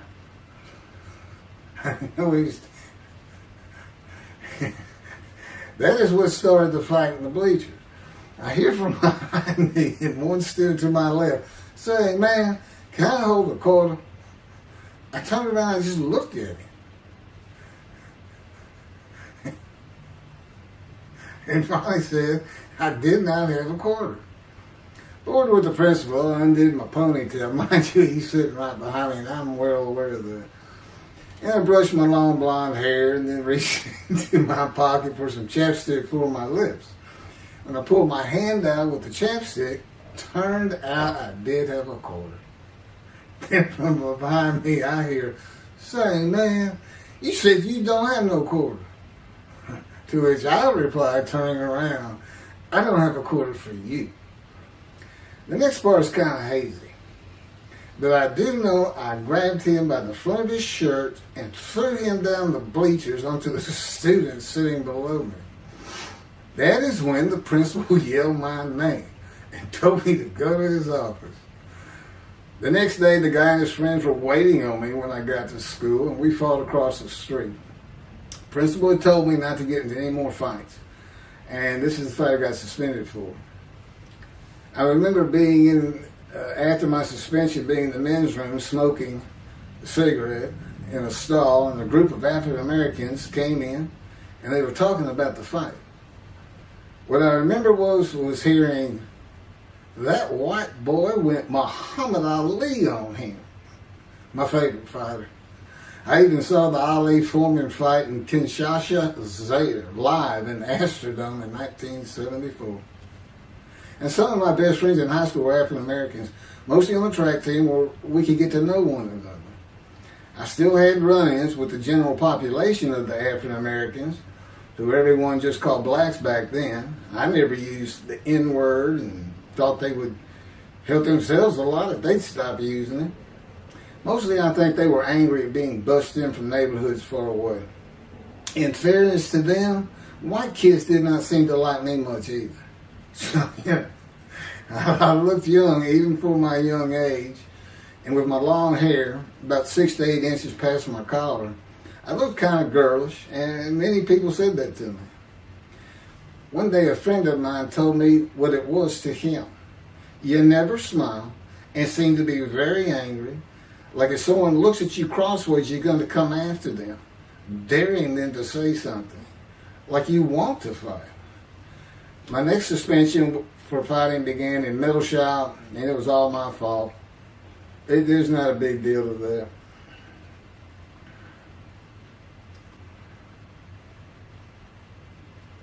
The last fight I was ever in came right before I was gunshot at the ranch. The accident really changed me and the way I looked at life. I never got in another fight after I got shot. It took some of the fire out of me. My longtime friend from junior high school and I were at Memorial Park at night and walked down a train track that ran through the woods, away from the streets and recreation areas. We went to the center of a long railroad trestle bridge that ran over a bayou to wait for a train to round the corner from either direction on a single track. When a train would round the corner, we had to run and jump off the trestle after clearing the bayou. We were drinking beer. As we were sitting, we started talking about the price of gas that was 44 cents a gallon in 1975. Anyway, the trains weren't running. We got up to leave, and as we're walking down the steps, he said something about my father and about how to find oil and gas. And I turned around and just hit him with everything I had, with my right arm. And I realized, what a stupid thing to do. I called him the Big Sweet. He's huge Norwegian. His hair was white and long and longer than mine. His hand was the size.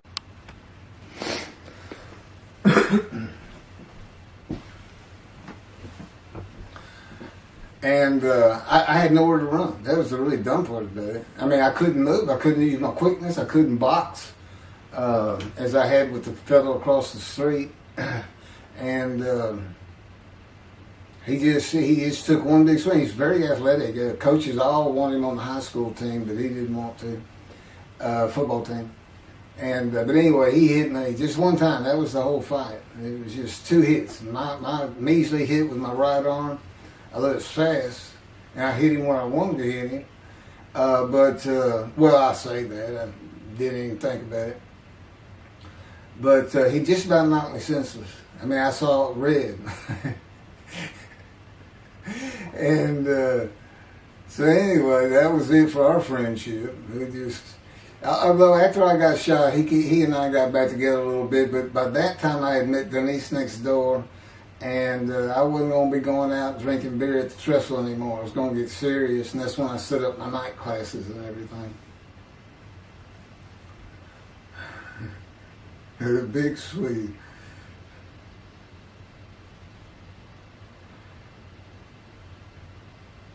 After the gunshot, I stopped seeing old friends, including Antonio and the big Swede, and spent all my time with Denise from next door.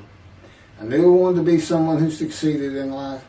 My dad always told me when he was angry with me that with my smart mouth, I was never going to be anything but a ditch digger or a lawyer. While he said lawyer in a derogatory way, he got me to thinking I'd like to be a trial lawyer. I had to get into college first, and the only school I wanted to go to was Texas A&M University. Anyone who had ever known me would tell you that I was not even close enough to being smart enough to go to any college, much less Texas A&M. I would tell you I had never applied myself to the task of learning. Texas A&M denied my application. I called them and pleaded and argued, and finally admissions said that if I came for the summer semester of 4 classes and maintained a B average with no fails, they'd let me in. I did it, barely. I almost failed calculus to get a D. Just a quick thing on Texas A&M, because it relates to World War II, which always makes me think of the Holocaust, and how many Aggies were involved in that. Texas A&M enrollment began on October 2nd, 1876, and admission was limited to white males, and all students were required to participate in the Corps Cadets and receive military training. Many Aggies served in the military during World War II, with the college producing 20,229 combat troops. Of those, 14,123 Aggies served as officers, more than any other school, and more than the combined total of the United States Naval Academy and the United States Military Academy. During the war, 29 A&M graduates reached the rank of general. Texas A&M is more than a great university. It's the home of the Aggie family with a long history of spirit and tradition. And I'm going to pass through all that. You can read. I got all this from Wikipedia.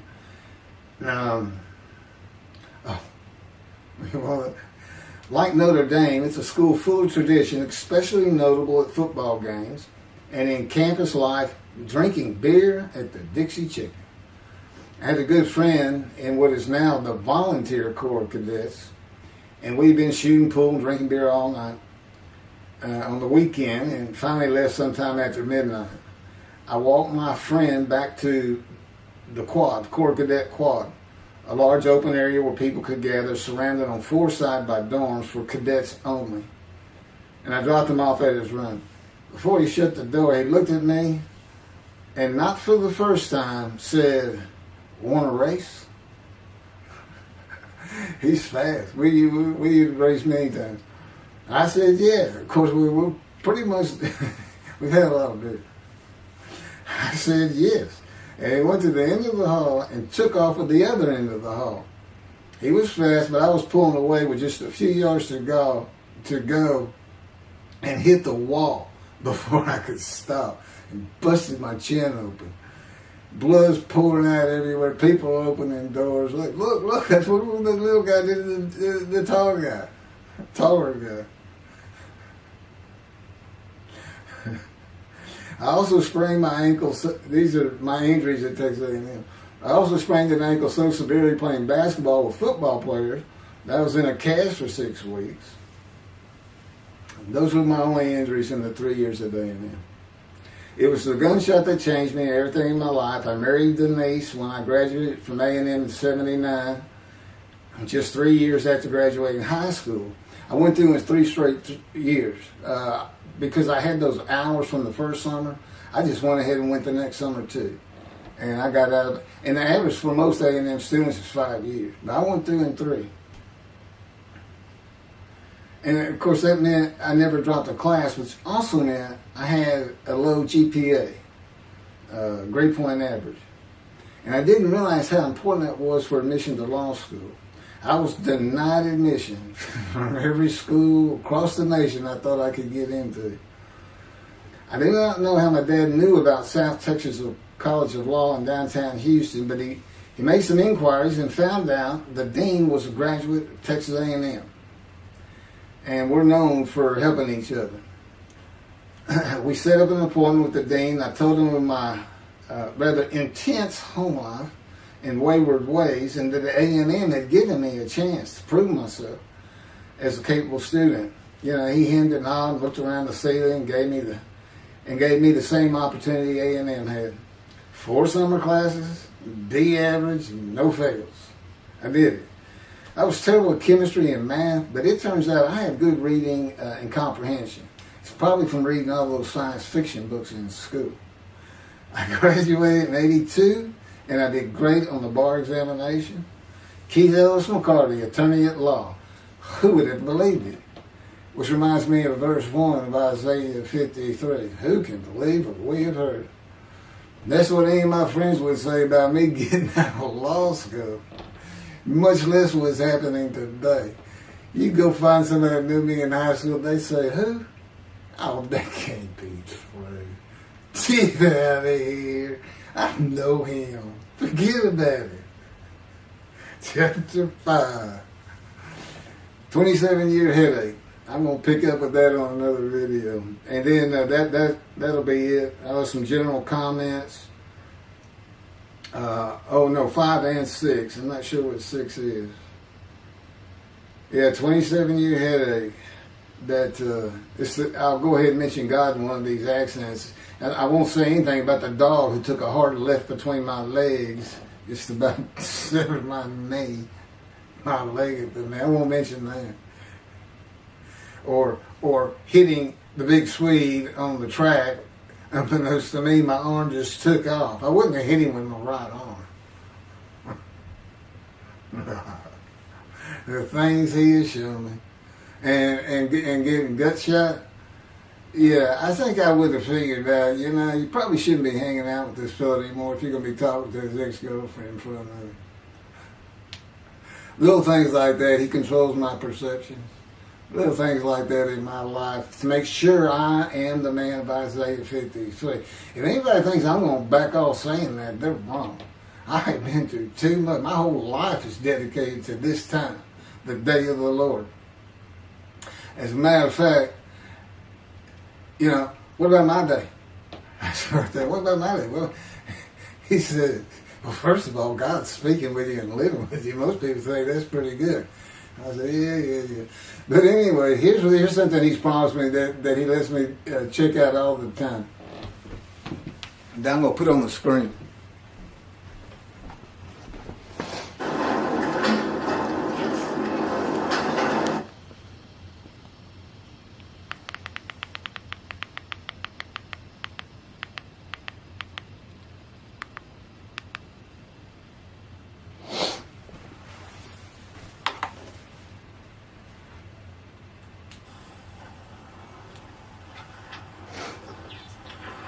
The Radiant GP Cycles, Shorties, Slip-Ons, Cold Startup.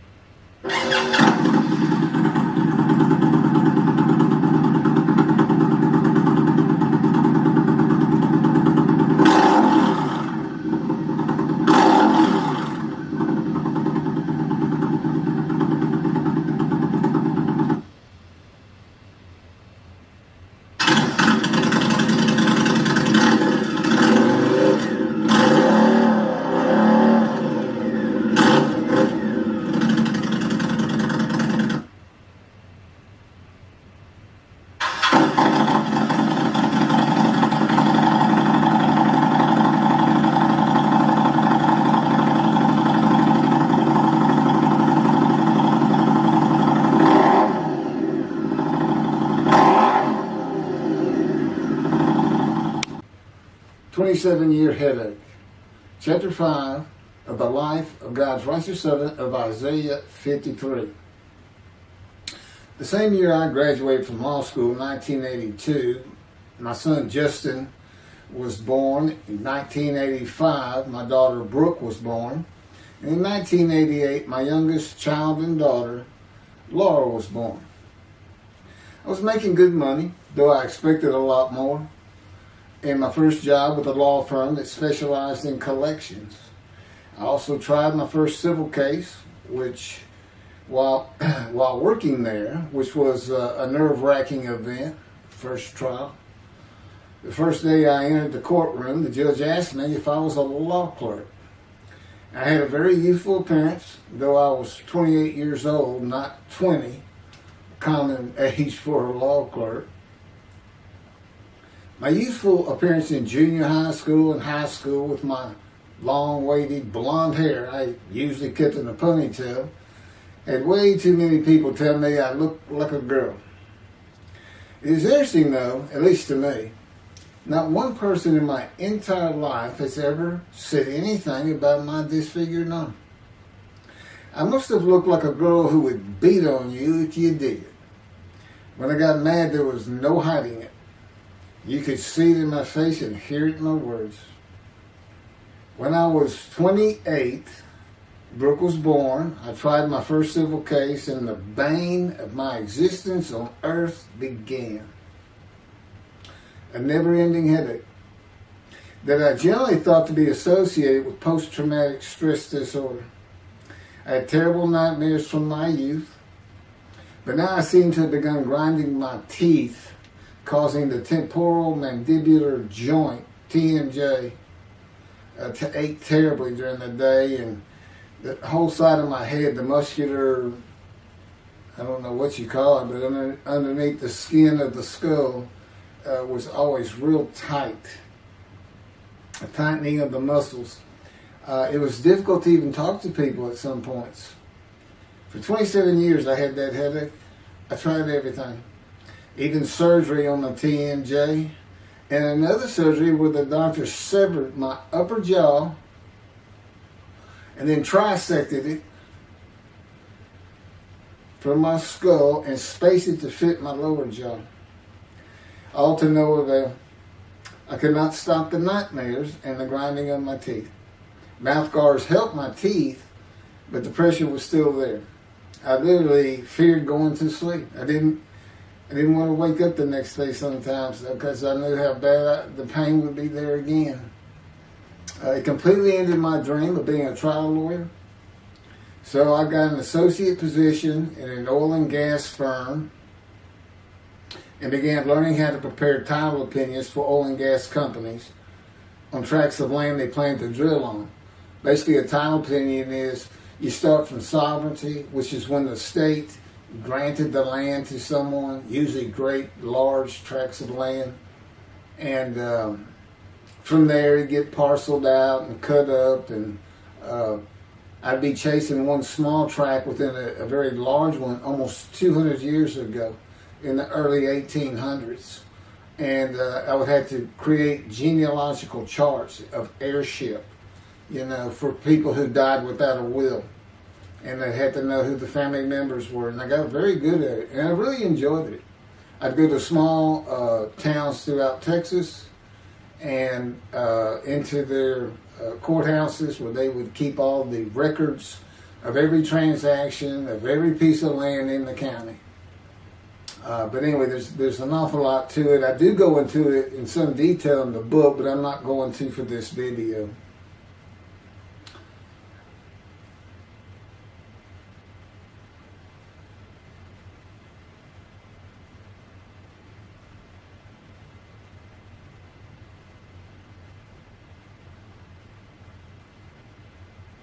Eventually, I had my own firm. It's just me. In my own office, and I was doing very well, though billing hours for title work is generally lower than other areas of the law, by the hour. But I had also been involved in multi-million-dollar sales of production between oil and gas companies, probated wills, prepared affidavits of heirship, worked with landmen to fix title defects, appellate work, including arguments before justices, plea bargaining in criminal cases for defendants, and anything else that came my way. Then it all stopped, and once again I was fighting for my life in 2001. This is chapter 6, skin, colon, and lung cancer. Oh, just God would have me tell you, he gave me those headaches. When he came to me, I stopped having nightmares. He provides my dreams for me now, and often as a learning experience. But the grinding of the teeth, everything stopped, and I thought it was just because I wasn't having nightmares, and took away any symptoms of PTSD, for which I was receiving money from an insurance company for disability, partial disability. And that went on for about 7 years. Then one day we're out walking, year 7 of 13, and I had that headache. It just came, and I just stopped. And I said, "You got to be kidding. You did not give me those headaches." He said, "Yes, I did. It's necessary. You are considered the suffering servant of Isaiah 53. You had to suffer your entire life until you're suitable for my purpose," and that includes fitting every verse of Isaiah 53. At that time, I finally read it, 7 years into all this. It was about year 2, I think. But yeah, he did. And, I ended up taking painkillers left and right and drinking with it, as so many people do. I was able to maintain, my life, my work, and everything, but it was enough to put the strain on my marriage that I pretty much blamed myself for it. And I told him I did it. That's the only time I got hot. Disfigure me, gut shot, those things, they didn't bother me. But I said, you hurt my children terribly with that, because I became a bad father. I wasn't the father I could be. They love me and I love them. We don't have any serious risks. They're off living their lives and they're all doing great.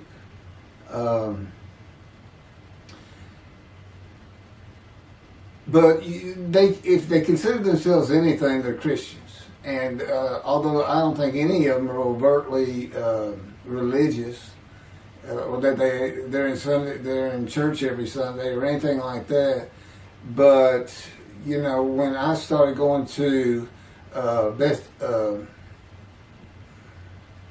the conservative synagogue here in town, and I told them I was converting to be Jewish, that pretty much, just saying I would be a Jew, I guess. I'm not sure that I didn't believe in Jesus. It was probably more of it, God says. But really haven't talked to them much at all in 7 or 8 years. But anyway, so God gave me the headaches just to make sure.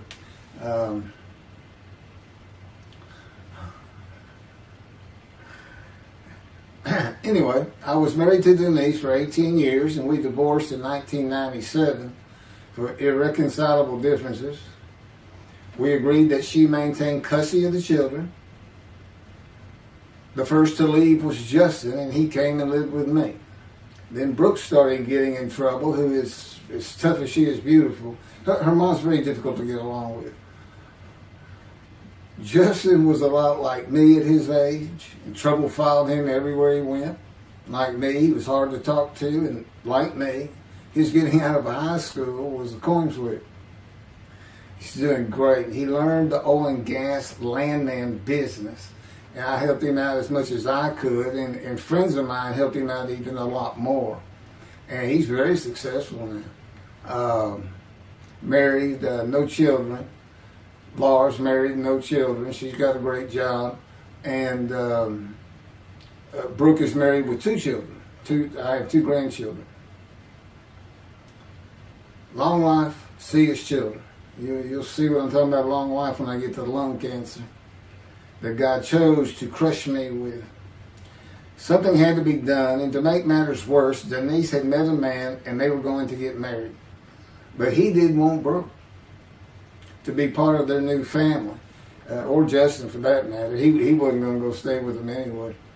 Now, I had 2 of the children, and she had 1, but all still in her custody according to the divorce decree. So anyway, I stopped paying child support on those 2, but had not gotten around to the proper revision of the divorce decree when I took Justin and Brooke with me to live on the Big Island, Hawaii. Laura came with us to visit for a month. This oversight on my part resulted in Denise and now her 3rd husband filing papers in divorce court for past child support for all 3 children, for the time I had begun paying her 1/3 of the original amount. I represented myself. I had won contempt of court and was locked up for a day, but I never had to pay that money. By verbal agreement, I sent Laura back exactly 1 month later. I could not leave her out, and I wanted her to see where her brother and sister would be living. They were all so close and protective of each other, and still are to this day. And she was so sad. One of the hardest and emotionally painful things I have ever done was put her on the plane back to Houston. I can't think of anything else. The backdrop to moving to Hawaii was my firm was in dire need of new work, but the oil and gas industry was down. It's always up and down, and my clients were not drilling. A landman I knew called and said his sister in Hawaii, a brilliant eye doctor, but not a good businesswoman, needed help resolving creditor issues stemming from her new offices and equipment purchases. I told him it was a good time for me, as things were slow, and who's going to turn down a free expense trip to the Big Island, Hawaii? So I went and took care of everything without charge, but of course everything was paid for. When I came back to live in Hawaii at the urging of the doctor that I had helped, who did not like the look of an abrasion on my chest, and it had been there for years, I was examined by a friend of hers, and it was cancer. I don't remember what the doctor called it. He removed it in surgery with a 6-inch diameter circular cut, and it was not malignant. I could practice in just about any area of the law, and all I had to do was pass the Hawaii bar exam, one of the toughest in the nation. While studying for the bar, my body, all at once, in a moment, told me something bad was wrong with me. I had been running, swimming, riding my bike everywhere I went, letting Justin have the car, and had been feeling good and strong. In a moment's time, I was weak and sick while grocery shopping, and there was a pain in my belly and my abdomen. I did not know it, but a large tumor in my colon had burst through my colon, and I was bleeding internally. I did not go to a doctor, which I guess is my nature. That, and I did not have medical insurance. Anyone asking anyone for help unless things were at a critical stage, such as a bullet wound, was something I couldn't do. There's all kinds of personality disorders. I thought surely it would pass, and decided to just give it time and bear up to the abdominal and belly pain. I continued studying and took the Hawaii bar on Oahu and Honolulu in the summer of 2001.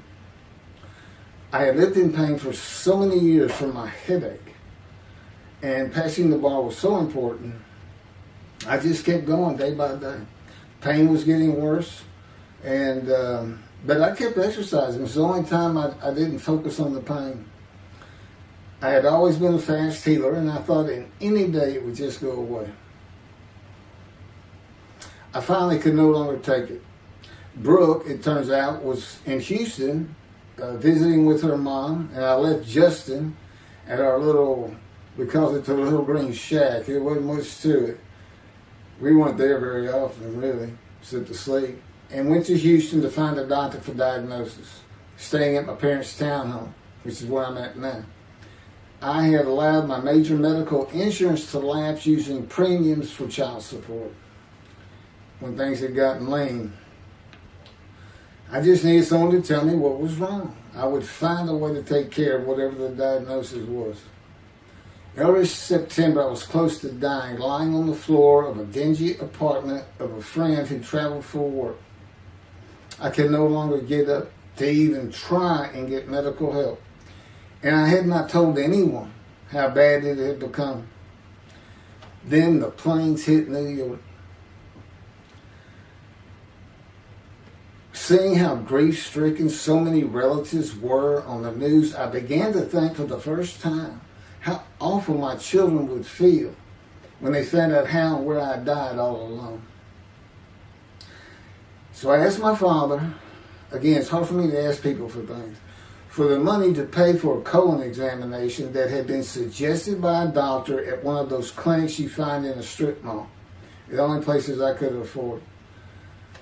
The doctor who performed the colonoscopy finally found what was making me so ill and unable to eat. A malignant tumor 6 to 8 inches long that had burst through my colon and I was bleeding internally.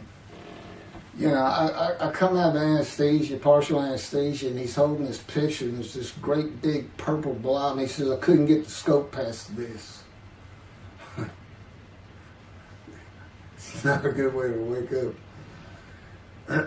To say it crushed me in my life is an understatement. The pain, the weight loss, inability to eat. All I could do was drink calorie drinks. Began about 4 months before the colon examination. That was 4 months of sheer pain. But as it turns out, I did pass the Hawaii bar exam. It was now early October 2001. The doctor told me, look, you don't have insurance. Go to Bentop Hospital. That's the hospital I went to when I got gunshot. I prefer gut shot. It sounds better. Yes, man. And he gave me the pictures from the procedure showing what he could not get the scope past. Just shaking his head and saying, you should have come in much earlier. So I went to Bentop thinking I was here in 75 on October 5, dying. But I did survive, and here I am again on the first week of October 2001. I showed you pictures to the admitting nurse. Instead of them sending me to the waiting room, she just looked at me and she said, this is a public hospital. I mean, you can wait all day long to have a cold check. She looked at me and said, why did you wait so long? And how are you still alive? And I told her, I have no idea. She did not send me to the waiting room, but had an orderly take me immediately to a room. There they hooked me up to a morphine machine where I could hit a button at a time interval I can no longer remember and receive a small dose. I do know I never missed one. I was very depressed, and my parents who waited in that line for admittance with me looked so sad and depressed. It was not one of my better days, though I finally had some pain relief. Day after day, I lay there waiting for the next test they would run. It was during this time I received notification that Denise had filed papers in the divorce court to recover monies for the time I was taking care of 2 of the children. That's also when I received notification from Hawaii that I had passed the bar exam. So, Bentop Hospital, what a lifesaver. I mean, young surgeons in like Baylor University, medical schools, it's a prime position to get your hands on if you're going to be a surgeon. Because you're in surgery all day long and all night long, as long as you can stand up. They're bringing people in. It's just a real hot spot in Houston and a great hospital. But it's not a place you want to stay. You really don't. My doctor would come in and be out so fast I never knew what was going on. He did tell you my previous surgery to my abdomen, where they opened me up from stem to stern, complicated removal of the tumor. On October 25, my son's birthday, who was now stuck in Hawaii, They cut me open again and removed the tumor. It was about a week or so later, I was released with a schedule for chemotherapy. I returned to the dingy apartment all alone. I just stared at the television for weeks. I did, and chemo was so depressing for those who had to go into it. A small room with big chairs for about 20 people who all looked like death, including me. Everyone with an assortment of bags of chemo dripping into our arms for hours. It took about 8 hours before I really got sick from it. And I had to park a long way to avoid paying for parking and drive a long way to the apartment. It was a very gloomy fall and winter. When I completed my chemo of once a week for 6 or 9 months, more tests were scheduled. I do not remember how many months the chemo lasted. I do remember I did not finish, missing the last 3 sessions. At the end, I could not get out of the door without bursting into tears and just not go. It just wore me down to nothing. On the bright side, it was my door. I had my own apartment called The Loft. It was brand new and very nice on a bayou close to downtown Houston with a running trail alongside it and lots of woods near Memorial Park where I had been running a 3-mile circuit since high school. I returned to being told for follow-up tests, including x-rays of my chest, and the colon cancer had not returned then and to this day. The chest x-rays were another matter entirely. The doctor told me he had bad news and showed me the x-rays telling me the white spots I was seeing was cancer. They were everywhere. Lungs full of cancer, he said, at a stage I could not be treated with any success. My dad was with me, and I asked the doctor, well, what does that mean? And when he said you need to prepare for death, the look on my father's face was so sad and hurt at the same time I'll never forget. And we've been through some tough things in this house. Every house we've been in. It didn't affect me one bit. I did not feel anything. I was too beat down from the chemotherapy to care, I guess. God tells me I had a lot to do with that. And the fact no matter what they said, I didn't think I was going to die. But I didn't know that. I just wasn't having that conscious thought. And God says he had a lot to do with that. Of course, he hadn't spoken to me yet. I had never seen a doctor for cancer or any other ailment since that day. I had to get Justin home was all I thought about. But I needed money. I found an old client that needed a title opinion for a drill site well. I struggled through that and got my boy back to Houston. And it was tough. I was so weak. And it had been so long since I really had done any title work. And just going to pick the work up and visiting with the client was a major to-do for me. But we got there and I got Justin home and he went to live with some childhood friends. This was now 2002 and going into 2003. I just walked all over the running trails in the 3-mile loop at Memorial Park and in the woods day after day. I didn't think about dying, but I did but I did not think about restarting my law practice either. I watched a lot of television and played video games. I watched the Tour de France for the first time and got inspiration from Lance Armstrong. I was still alive though, and the funny thing was my lungs never bothered me. I was never sick. It's because God had already removed it. After I got the news I was dying of lung cancer, he took them from me. That's what he tells me. And I don't have any symptoms. As you'll see right here, in 2005, I picked up some title work here and there and made an office out of my loft. I bought my first motorcycle, a soft-tailed lowrider Harley Davidson. First time in many years I was happy. I love riding that bike. In 2006, I did some landman work for standard day wages and began dieting and running.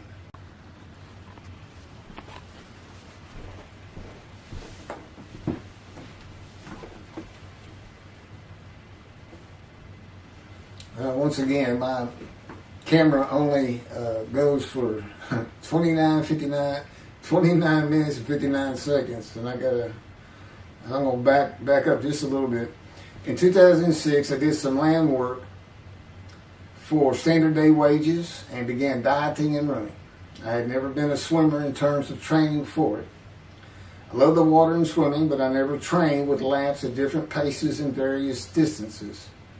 Mostly because I was so slow, because of my right arm. I was reaching an age, though, where endurance in my running was more important than speed. And so endurance swimming was too. In Hawaii, I had seen the athletes come to Kailua Kona, where we lived and where the Ironman triathlon begins and ends. Matter of fact, my little green shack was just right on the route where they start. That was a fun week. And it was amazing watching the athletes train and prepare for the race. I would think to myself, a human being, the human body cannot do what they are doing. Yet they were and they did. It's just amazing.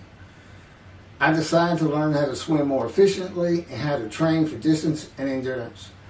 Get a regular and triathlon bike and enter some triathlons. I was still alive and finally a direction and purpose in my life.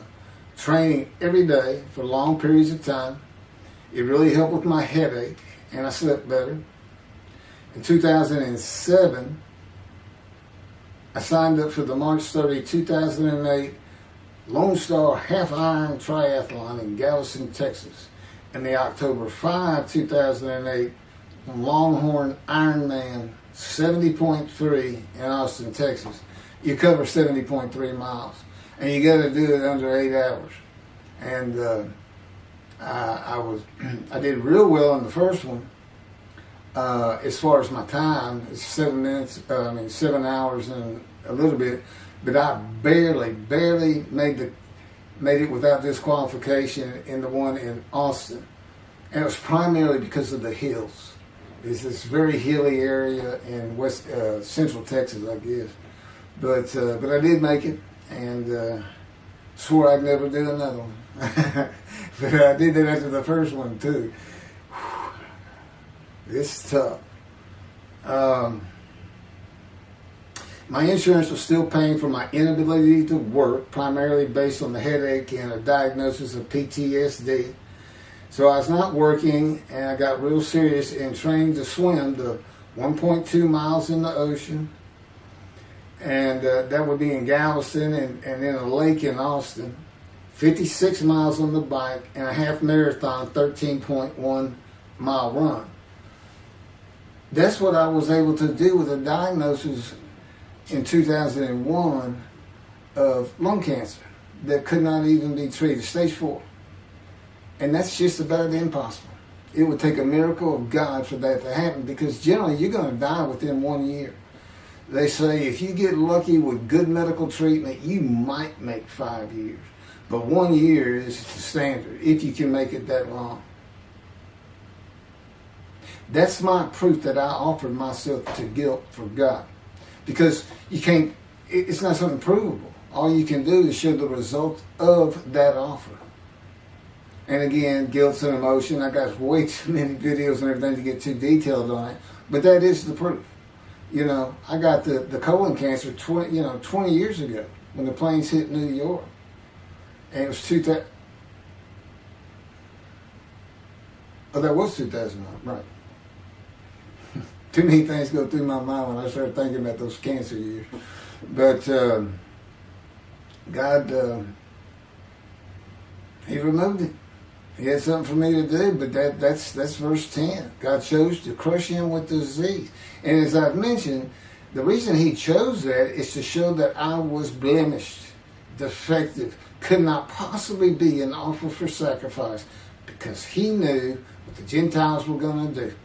They were going to put an unblemished lamb in there and call the Jewish people's Bible their own, and use the laws of Leviticus, not unlike Mr. Tovia Singer and his 6 million blemished ram sacrifice by Hitler, the righteous servant of God. How that seems to read. He's welcome to respond any way he wants to that. But it's on the video, it's in the book, it's in quotes by him. It's from his midrash, from his site. And he said, share this with everybody. Everybody can take it and just share how great my knowledge is. Well, it's lacking in some areas. There's any question he's an intelligent man. But his reasoning capabilities, in my opinion, at least as to Isaiah 53, are severely wanting. I am that man. And God's going to give the Christians hell with it and with me. Just like I just heard this for the first time on the video. When all of a sudden he had me say that Jesus announced he wasn't the man of Isaiah 53 on the cross. When he said, Father, Father, Father, why are you forsaking me? Because he was about to die. In Isaiah 53, who he thought he was, and he's not, who he didn't fit the verses, but he thought he was, he's supposed to be exposed to death, but given long life. So boldly he goes into the Roman Jerusalem and gets himself taken up. He's not worried. Delusional, yeah, maybe, but as far as I'm concerned, he's nothing but a story. He never existed. And the story starts with the Essenes of the Red Sea Scrolls and the teacher of righteousness. Real quick, I'll go over that. Here's the thing. Their founder is called the teacher of righteousness. Okay? They were great followers of Isaiah. They had the great scroll of Isaiah. They're prolific writers and copyists. They had their own gate at Jerusalem. The Essenes gate. Now, the New Testament never mentions them. You got Pharisees, Sadducees, Essenes, but they never mention an Essene. And Jesus, quite frankly, would have been one of them. Because they embody who he is. They didn't like riches, hated sinning. They didn't like material things. They removed themselves from Jerusalem, in the most part, to those caves by the Dead Sea for that very reason. But they did have a gate. They still had people who would be there, and you know what they would do at the gates? Tell stories. That's what you do. You tell stories, and it is a great story. Here's this guy, he's connected with God. Back then they believed men were gods. Caesar was a god. Over in Egypt you had the same thing going on. It's a common thought that men could be gods. And this story just springs up. And there didn't any question. They'd have gone and questioned him. I mean, they're sitting right front and center in Jerusalem. You think they didn't hear about this man walking on water, raising the dead, feeding 5,000 with 2 fish and 5 loaves, turning water to wine? That alone, Rome would have said, Caesar would have said, he does what? He turns water to wine. Bring him to me. Don't touch a hair on his head. You don't kill the man who turns water to wine. You send him out with your armies. Make your men happy. It's there's so many ridiculous aspects to it. Most particularly, God performed a human sacrifice for the sinning Gentiles. He's left the sinning Jews for the sinning Gentiles. But he gives them an out, these Gentiles, not his chosen. He gives them an out. I know, I'm going to kill my son for you.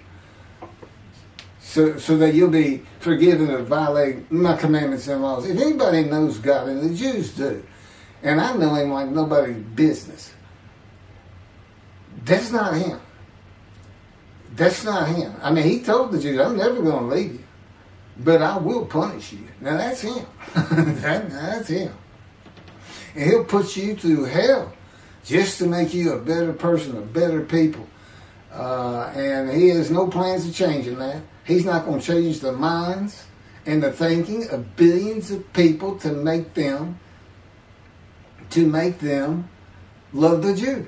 He's just not going to do it. And the practicality is he didn't create man for him to even be able to do that. Now, he could have created humanity where he could do that. He could change the mind of everybody at the same time. But I'll tell you on this, he's been working on my mind for 13 years. It is one brutal cop bump. It's a very one-on-one affair. Now, he says, I could just kill everybody. I mean, that's easy enough. That's easy. I just kill everyone, but He said, that's not, it's all about this. You got to know how to read the Bible. It's written for antiquity first, and the Dark Ages, and then the Age of Enlightenment. I mean, basically he's saying you've got to go back over it. You've got to check these guys. You got to check Rambam in his speech. God's going to make the world speak Hebrew. Or, yeah, they will be of a pure speech. You got to check some of this stuff. And I read Rashi's, I went through his Isaiah 53 Midrash, and all I can say is very unimpressed. I've seen what he has to say in Malachi. He didn't pick up on any of this. He didn't know what the angel of the Lord is, the angel of the covenant that you desire. He doesn't know how Moses goes by a burning bush that's not consumed. The angel of the Lord is in there, and God speaks. I do. To me, it's just like, well, you just get some basic concepts, and all of a sudden, and quite frankly, it'll open up the scripture to the Jews. They can put the Talmud aside for a little while. But I will say this. God says, if you can study it, study it. There's all kinds of great things in it. Just be real careful about what you teach from it. And it's useful for heaven. If you like to talk about Talmud as a scholar with other Jews who may very well be in a scroll of remembrance with you, you can meet up with them. You'll see them in the meeting places. Have them over to your room. Y'all can watch the new earth being created and the new peoples of God chosen, and watch the evolution of a chosen people. And humanity, the same as this one. God says, why would I change it? Why would I change it? When I did it, it was perfect. And you can tell Mr. Singer that the evolution that he's talking about, where all of a sudden the world's going to love the Jews, been going on for over 3,000 years, and it hadn't even. And today, anti-Semitism's up, and David is here. It's not going to happen. Thank you very much. I will be doing. Was that 5 and 6? Yeah, that was 5 and 6. Now the book picks up at chapter 7. It's on a video when God first speaks to me. And it's very interesting. And we'll still be putting some videos out. But I've pretty much covered all the major material. Everything from Isaiah 53 and the day of the word, Lord. There's a few more things. And it's a better read than it is a video watch. But, for those who like to read. But it's covered very well in these videos. And now that I put in the personal part in, which is to show how I fit Isaiah 53, and you see the difference in my life. Now that's a life of suffering. That's a life of pain. That's a life of familiar with disease. They say, gee, well, he died on the cross. He was scourged. He was scourged and this and that. Do you know how much he suffered in his life? I mean, he's not even in the conversation as a man of suffering. He's not in the conversation.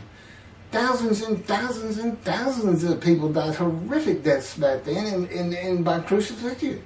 It's not the only one. This is descriptive of a man and his life. So you can find him, identify him.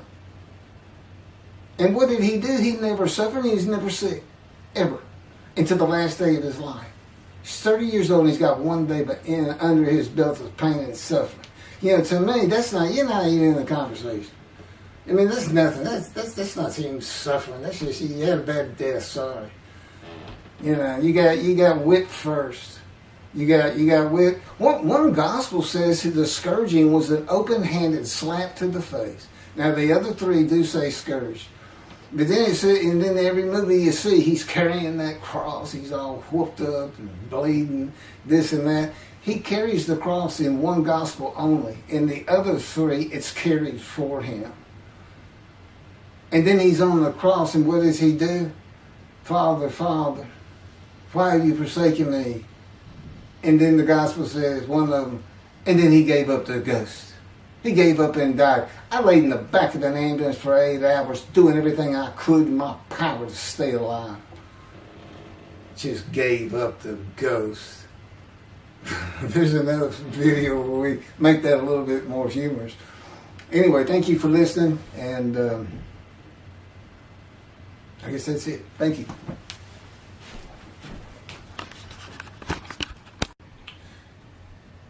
This is a video that leads into a brand new very distinct, not heard from before, commentary on Isaiah 53, which begins actually in Isaiah 52, is comprised of 7 videos I have put together in the last month or so. And I'm just putting them all together with a lead-in video explaining these things and why it's so new, novel, and has such a different view of the scripture from that which Judaism teaches regarding a messianic era when David comes, the descendant of David. They often refer to him as King Moshiach. Moshiach means the anointed one. And you'll get the idea from the title of this video real quick. God speaks to an atheist.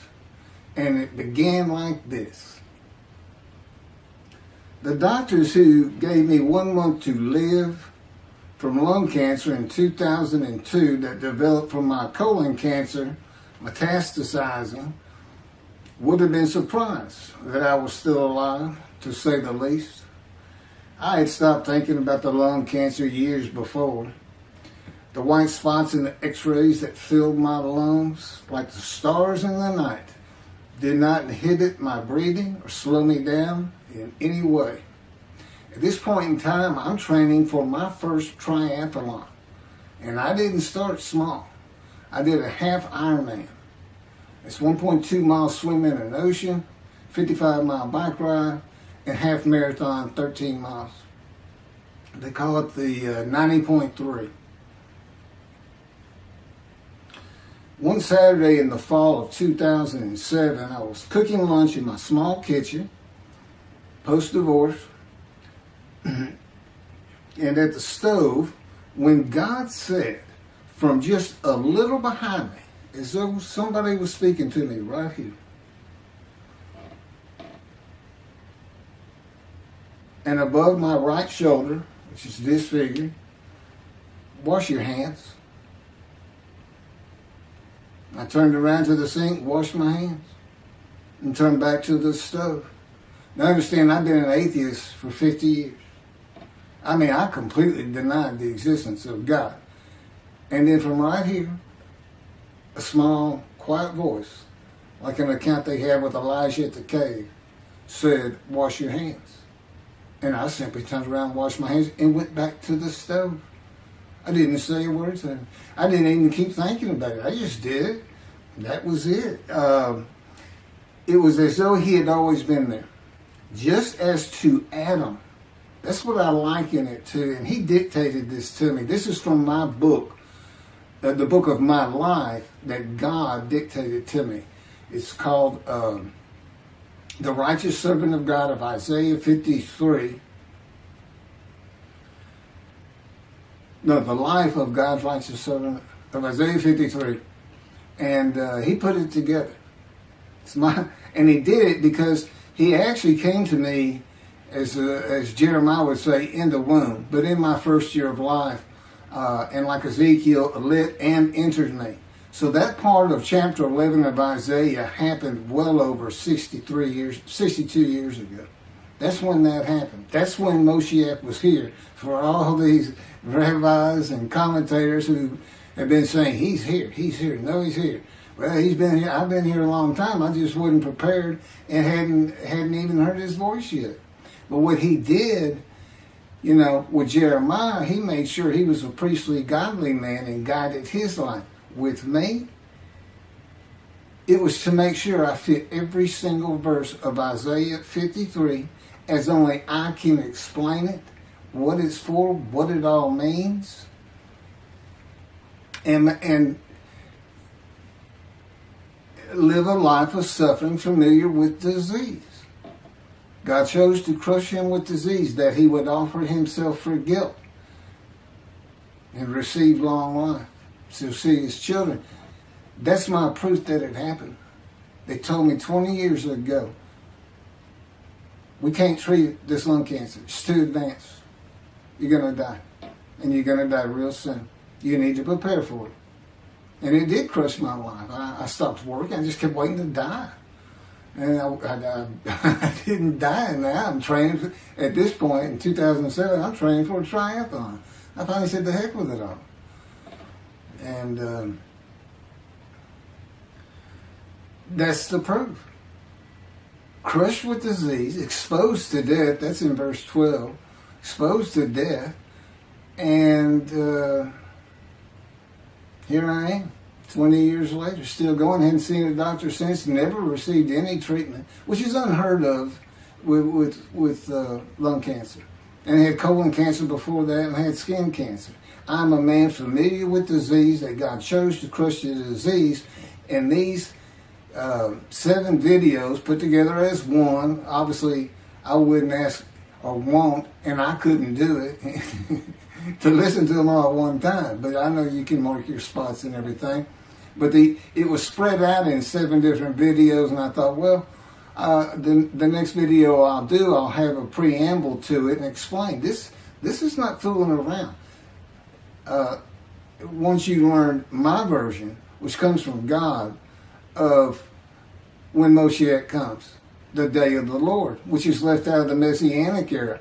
But if you ignore me, God says, as my role as Elijah, God says, when he does return to his temple suddenly, it's going to be with, and it's not there, it's going to be with utter destruction to the land. Okay, all this is explained, so I'm not going to keep going in detail and carry on with God first speaking to me, but it was as what Adam would have felt like. This is natural. I mean, to him, you know, having somebody speaking to him from above him, from up here, from within him, it's perfectly natural. And he wouldn't be falling down in reverence and I'm not worthy and all that. It would just be, this is the person who's always talking to me and telling me what to do. The fact that he doesn't see him wouldn't probably enter into his mind. Just, you know, that's just the natural order of the world for Adam and me. Particularly today, 13 years later. Still in God's fire of refinement, preparing me. And now we have the books, they're unpublished. Jewish publisher, Christian publishers, I dare not even send it to them. Because how harsh I am on Jesus Christ, who said he was the man of Isaiah 53. And it's because of him I had to get crushed with cancer. That's what that's all about. God doesn't have to crush you to make you offer yourself for guilt. He just seized Ezekiel and put him through the fire of refinement, the anguish of it, and sent him off to be a prophet to the Assyrian, Babylonian exiles, of which he was one, actually. The book of Ezekiel is the key to Isaiah 53. That's my backup. See, God, these videos, everything, the way where he put angel of his presence and Holy Spirit, that Judaism doesn't recognize. A host of the Lord's host. It's in the book of Joshua, one time. He did it so they wouldn't find it. He knew what this was going to be about. These are my proofs. This is what it's all about. He set it up for me to be this controversial. You just got to take the Messianic era of Judaism and toss it out the window. And you'll understand why, when God has me explain it to you. He controls everything I do, think, and say.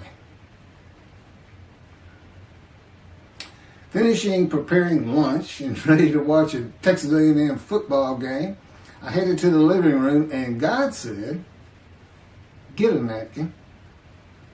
I turned back to the kitchen and got a paper towel. Sitting on the couch from about the same place.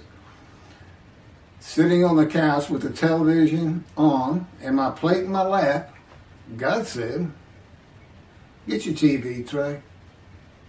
I got up, set my TV tray in front of me, and placed my plate on it, began eating and watching the game. That night, I was in bed reading a book. From the doorway, God said, "Tomorrow we're going to Bed Bath & Beyond, it's a store, to buy a shower curtain, sheets, pillowcases, and shop in general for things that you need." I said, "Okay." and continue reading my book. That's God spoke to an atheist. That's how it started. We call it the early years now when we talk about it. It was so different from the way things are and all the same in the same breath. And I have since learned this. It was by his power upon my emotions and thoughts that his presence with me was though he had always been there. In other words, when you read in the Hebrew Bible, God calls somebody's name like little Samuel, and he says, here I am. Here I am. Now there's some accounts of people falling to the ground, but he can put a silent knowing to you. He can put knowledge within you, your mind, where you never hear a word from him. In other words, put into your mind, the God of all creation is about to speak to you. And he doesn't have to say, stay calm. He controls emotions. He told me, Keith, I created emotion. And there's nothing I can't do with yours. And believe me, it's been proven to me. I'm not going to get into all that. And then this story goes on. It turns out he had been like Jeremiah from the womb. Let me pass by that. I've never been affiliated with any church or synagogue. I've never had any teaching from yeshiva or seminary. Throughout my life, I did not. Let's put it this way. I was the actual opposite of Jesus Christ. Actual opposite. I'm a sinner.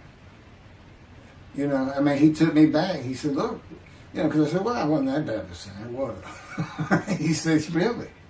So here we go off in vision like the story of Scrooge and the Ghost of Christmas Past. I start getting smart with him. This is us talking friend to friend. I can talk to him like he's just a buddy sometimes. There is a line I know not to cross. I said, why would you call that a sin? Why is that a sin? He said, Keith, it's a sin. You lied. I said, yeah, but if I didn't lie, I was going to jail. He said, but that don't make it good. I said, well, which comes first? Going to saving yourself? Or lying? And so what? I didn't believe in you anyway. I wasn't worried about going to hell either. It's just, I didn't think about those things. He tells me, man, I didn't let you. That's why I was with you from the get-go. He wanted me to be fresh. No preordained, settled in thoughts and beliefs on anything. And of course, I grew up in Texas for the most part, so it would have been Christianity. I didn't associate with anybody who was religious. I didn't even know what the term Jesus freak meant. I didn't even know that Jesus died for my sins, supposedly, under their theology. And I didn't know that there was a problem between Judaism and Christianity. Jews and Christians. I didn't know that. I had plenty of Jewish friends. You know, I was in the late 60s, 70s, my formative, going into my teen years, and, you know, you treated everybody as an equal. I never thought about it. Including African Americans, who in my day, we just said blacks. I guess that doesn't go anymore. But had great friends of all kinds. My best friend, I didn't even know he was Jewish until I saw him on Facebook 40 years later. But anyway, let me jump ahead. Okay, this is how God communicates with mankind. This is what the prophets are all about. It's not just Ezekiel, a spirit lit and entered into me. At that moment, God was speaking. And then he says, at that moment, a spirit entered into me, and then I could hear God's words. So he's saying, and that means God is in his spirits. And it's just imagine the presence of God is his mind, and it is composed of elements of the unseen realm that we can't understand. And spirit he created, and the angel of the Spirit, the Holy Spirit, he created. But that's completely different elements. His presence is different from God's presence. But they're like big clouds. And they can float together and be as one cloud. Okay, that cloud is what descends upon you. They are within me and without me. If you, this audience, was in a room with me, they would envelop you all around you. You'd be in the presence of God. The difference with me in that room is that that cloud engulfs me, flows through me. It's within and without me, as though there's no break because of my physical structure. My little spirit is a little cloud that also drifted in. That's what it is. And it happened with all the prophets. If they spoke God's words, he was talking to them. He was telling them, write this down. Write this down. All these 20 books or so, of the books of the prophets. Ezekiel, write this down. You got to set this up. Jeremiah, write this down. See, a time is coming. Well, that's the time in Malachi. It all comes together, and you'll find it in all these videos. So, and it doesn't just include Moses and the prophets. The man who wrestled with Jacob. Jacob says he wrestled with a man in divine beings. Well, you know, Judaism doesn't acknowledge the Holy Spirit's a person, which is beyond belief, because there's so many references that this is clearly a person, an angel of his presence. But it's just God going to a man saying, hey, wake up, I'm the God of this land. See this man over here sleeping? His name's Jacob. He's got his head on a rock. Go jump on him, start wrestling. Don't worry about it. I'm gonna orchestrate the whole thing. You'll be fine. And the guy would have said, here I am, let's go. That's how he does. That was in Judaism says the man in divine beings is an angel. No, he's not. That'd be like saying I'm an angel, and you wouldn't want to say that. Well, you wouldn't want to say it to me before he came to me, because that made me mad. But I had a hell of a temper, just like Moses did, and like Ezekiel did. And God knows how to knock it out of you to where you smile and laugh a lot, because I never used to. Now, well, you got to read the book, and you'll get it. You'll get it. I just, you know, just like a lot of people, I've been through too much, hurt too much, suffered too much to have any thought that there's anybody upstairs, you know, who cares about me. It's just don't even mention his name around me. We're either gonna fight or I'm leaving for it, and you'll never see me again. Now do that, because it just makes me angry. All that's gone, by the way. Lots of stories on that. Oh, and the Spirit speaks. He's got his own personality. He's angelic. He has a very childlike voice, and he's just nothing but a ball of humor. He has me say he's the greatest comedian of all times of the universe.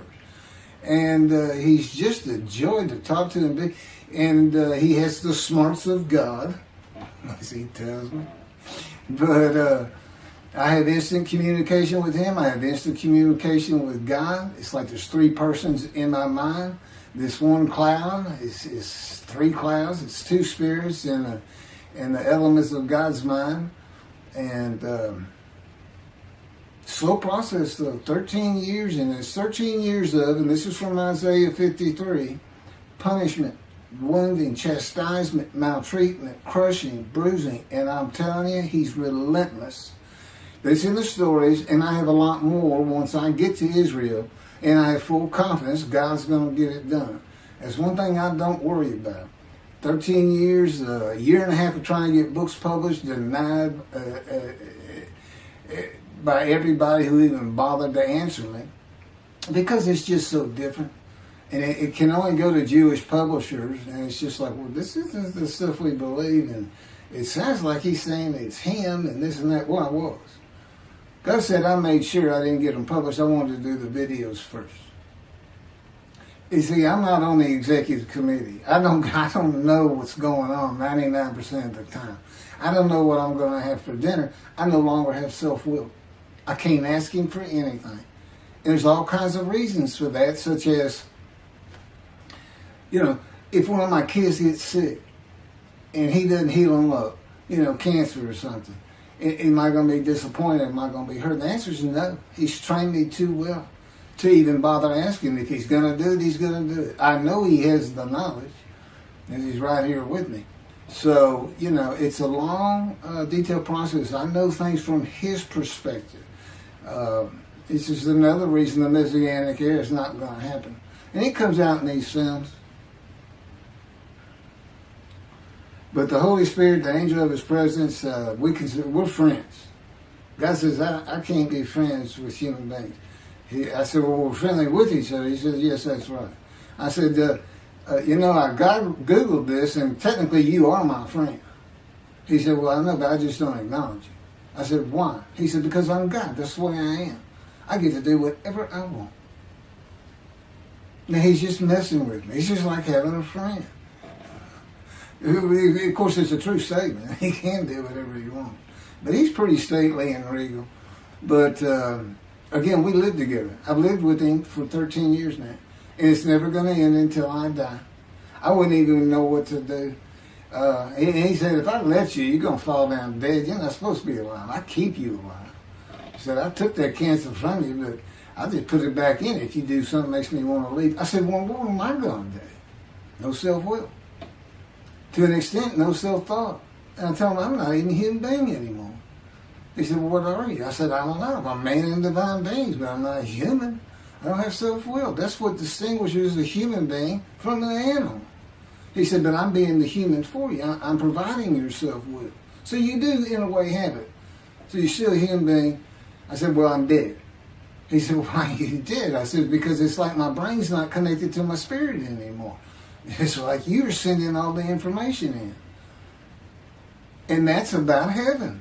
I haven't lived the existence in heaven as to my thoughts, because in heaven you won't have a mind. The heaven for the Jewish people only, I might add. You won't have a mind. God's got to provide it for you. He's got to be you for you as a completely new and different creature. It's still you. It's a very amazing story on how that does. And I'm taught all these things and literally experienced them, not only in the real, but in visions. I've had more visions than, if you count every single vision in the Hebrew Bible and the New Testament, I've had easily double that. And I'm a walking visual. God's communication, and this actually shows up in the story of Moses. He won't let me tell right now.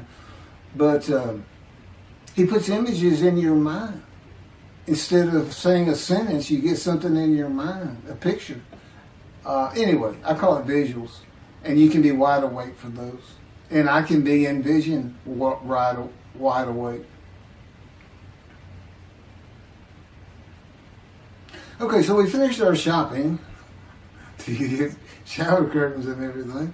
And God said, let's go to the bookstore and get you a Tanakh. To which I replied, what's a Tanakh?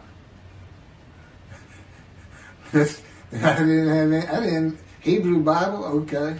Well, I know the Holy Bible, the New Testament and Old Testament. And on we go. I'm starting to learn for the first time. At Barnes & Noble's, we looked at all the Hebrew Bibles and purchased the Jewish Publication Society's Tanakh, the Holy Scriptures, which is a translation that began in 1956 and was published in 85. Men who spent 30 years on the Leningrad Codex, the oldest Hebrew Bible in existence. They started from scratch. I hear these rabbis and people saying, well, I know what these translations are, this and that, and this, and God says, just go with the JPS. They hit it right just about every single time. I've only found one thing that I don't understand how they missed it, but it's in 53. This is the 1985 edition. That's the best translation you can get out there. And I don't just hear God speak to me. His presence is heavy.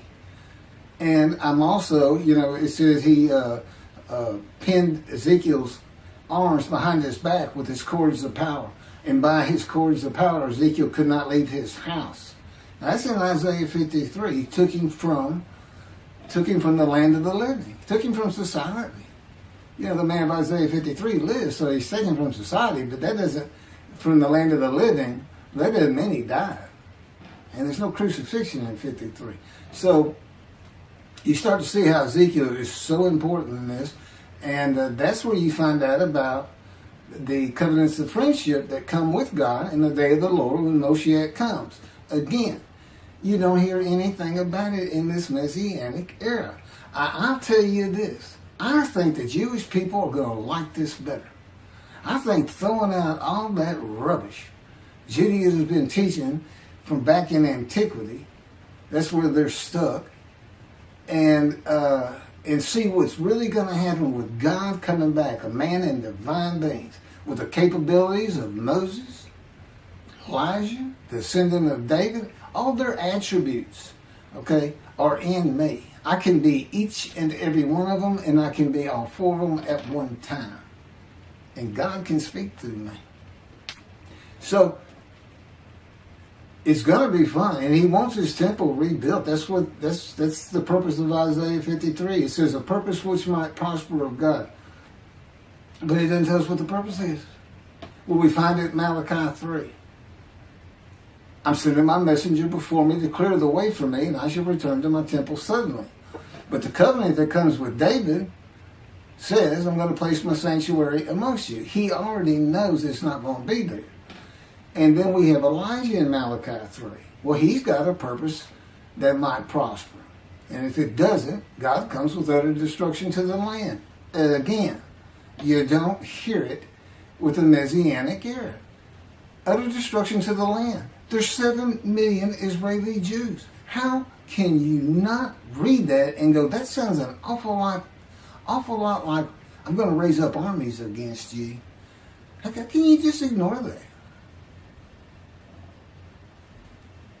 Well, anyway, we're getting it fixed up. And the purpose that might prosper, I never believed that. I think that just hooks the man of the righteous servant of God of 53. I think that puts him with, he's got the same purpose as Elijah. Elijah's supposed to bring the families back together through the laws and teachings God gave Moses, or being mindful of them. That's the new covenant. It's an amendment. It's an amendment that also has a new inclusion of sin forgiveness.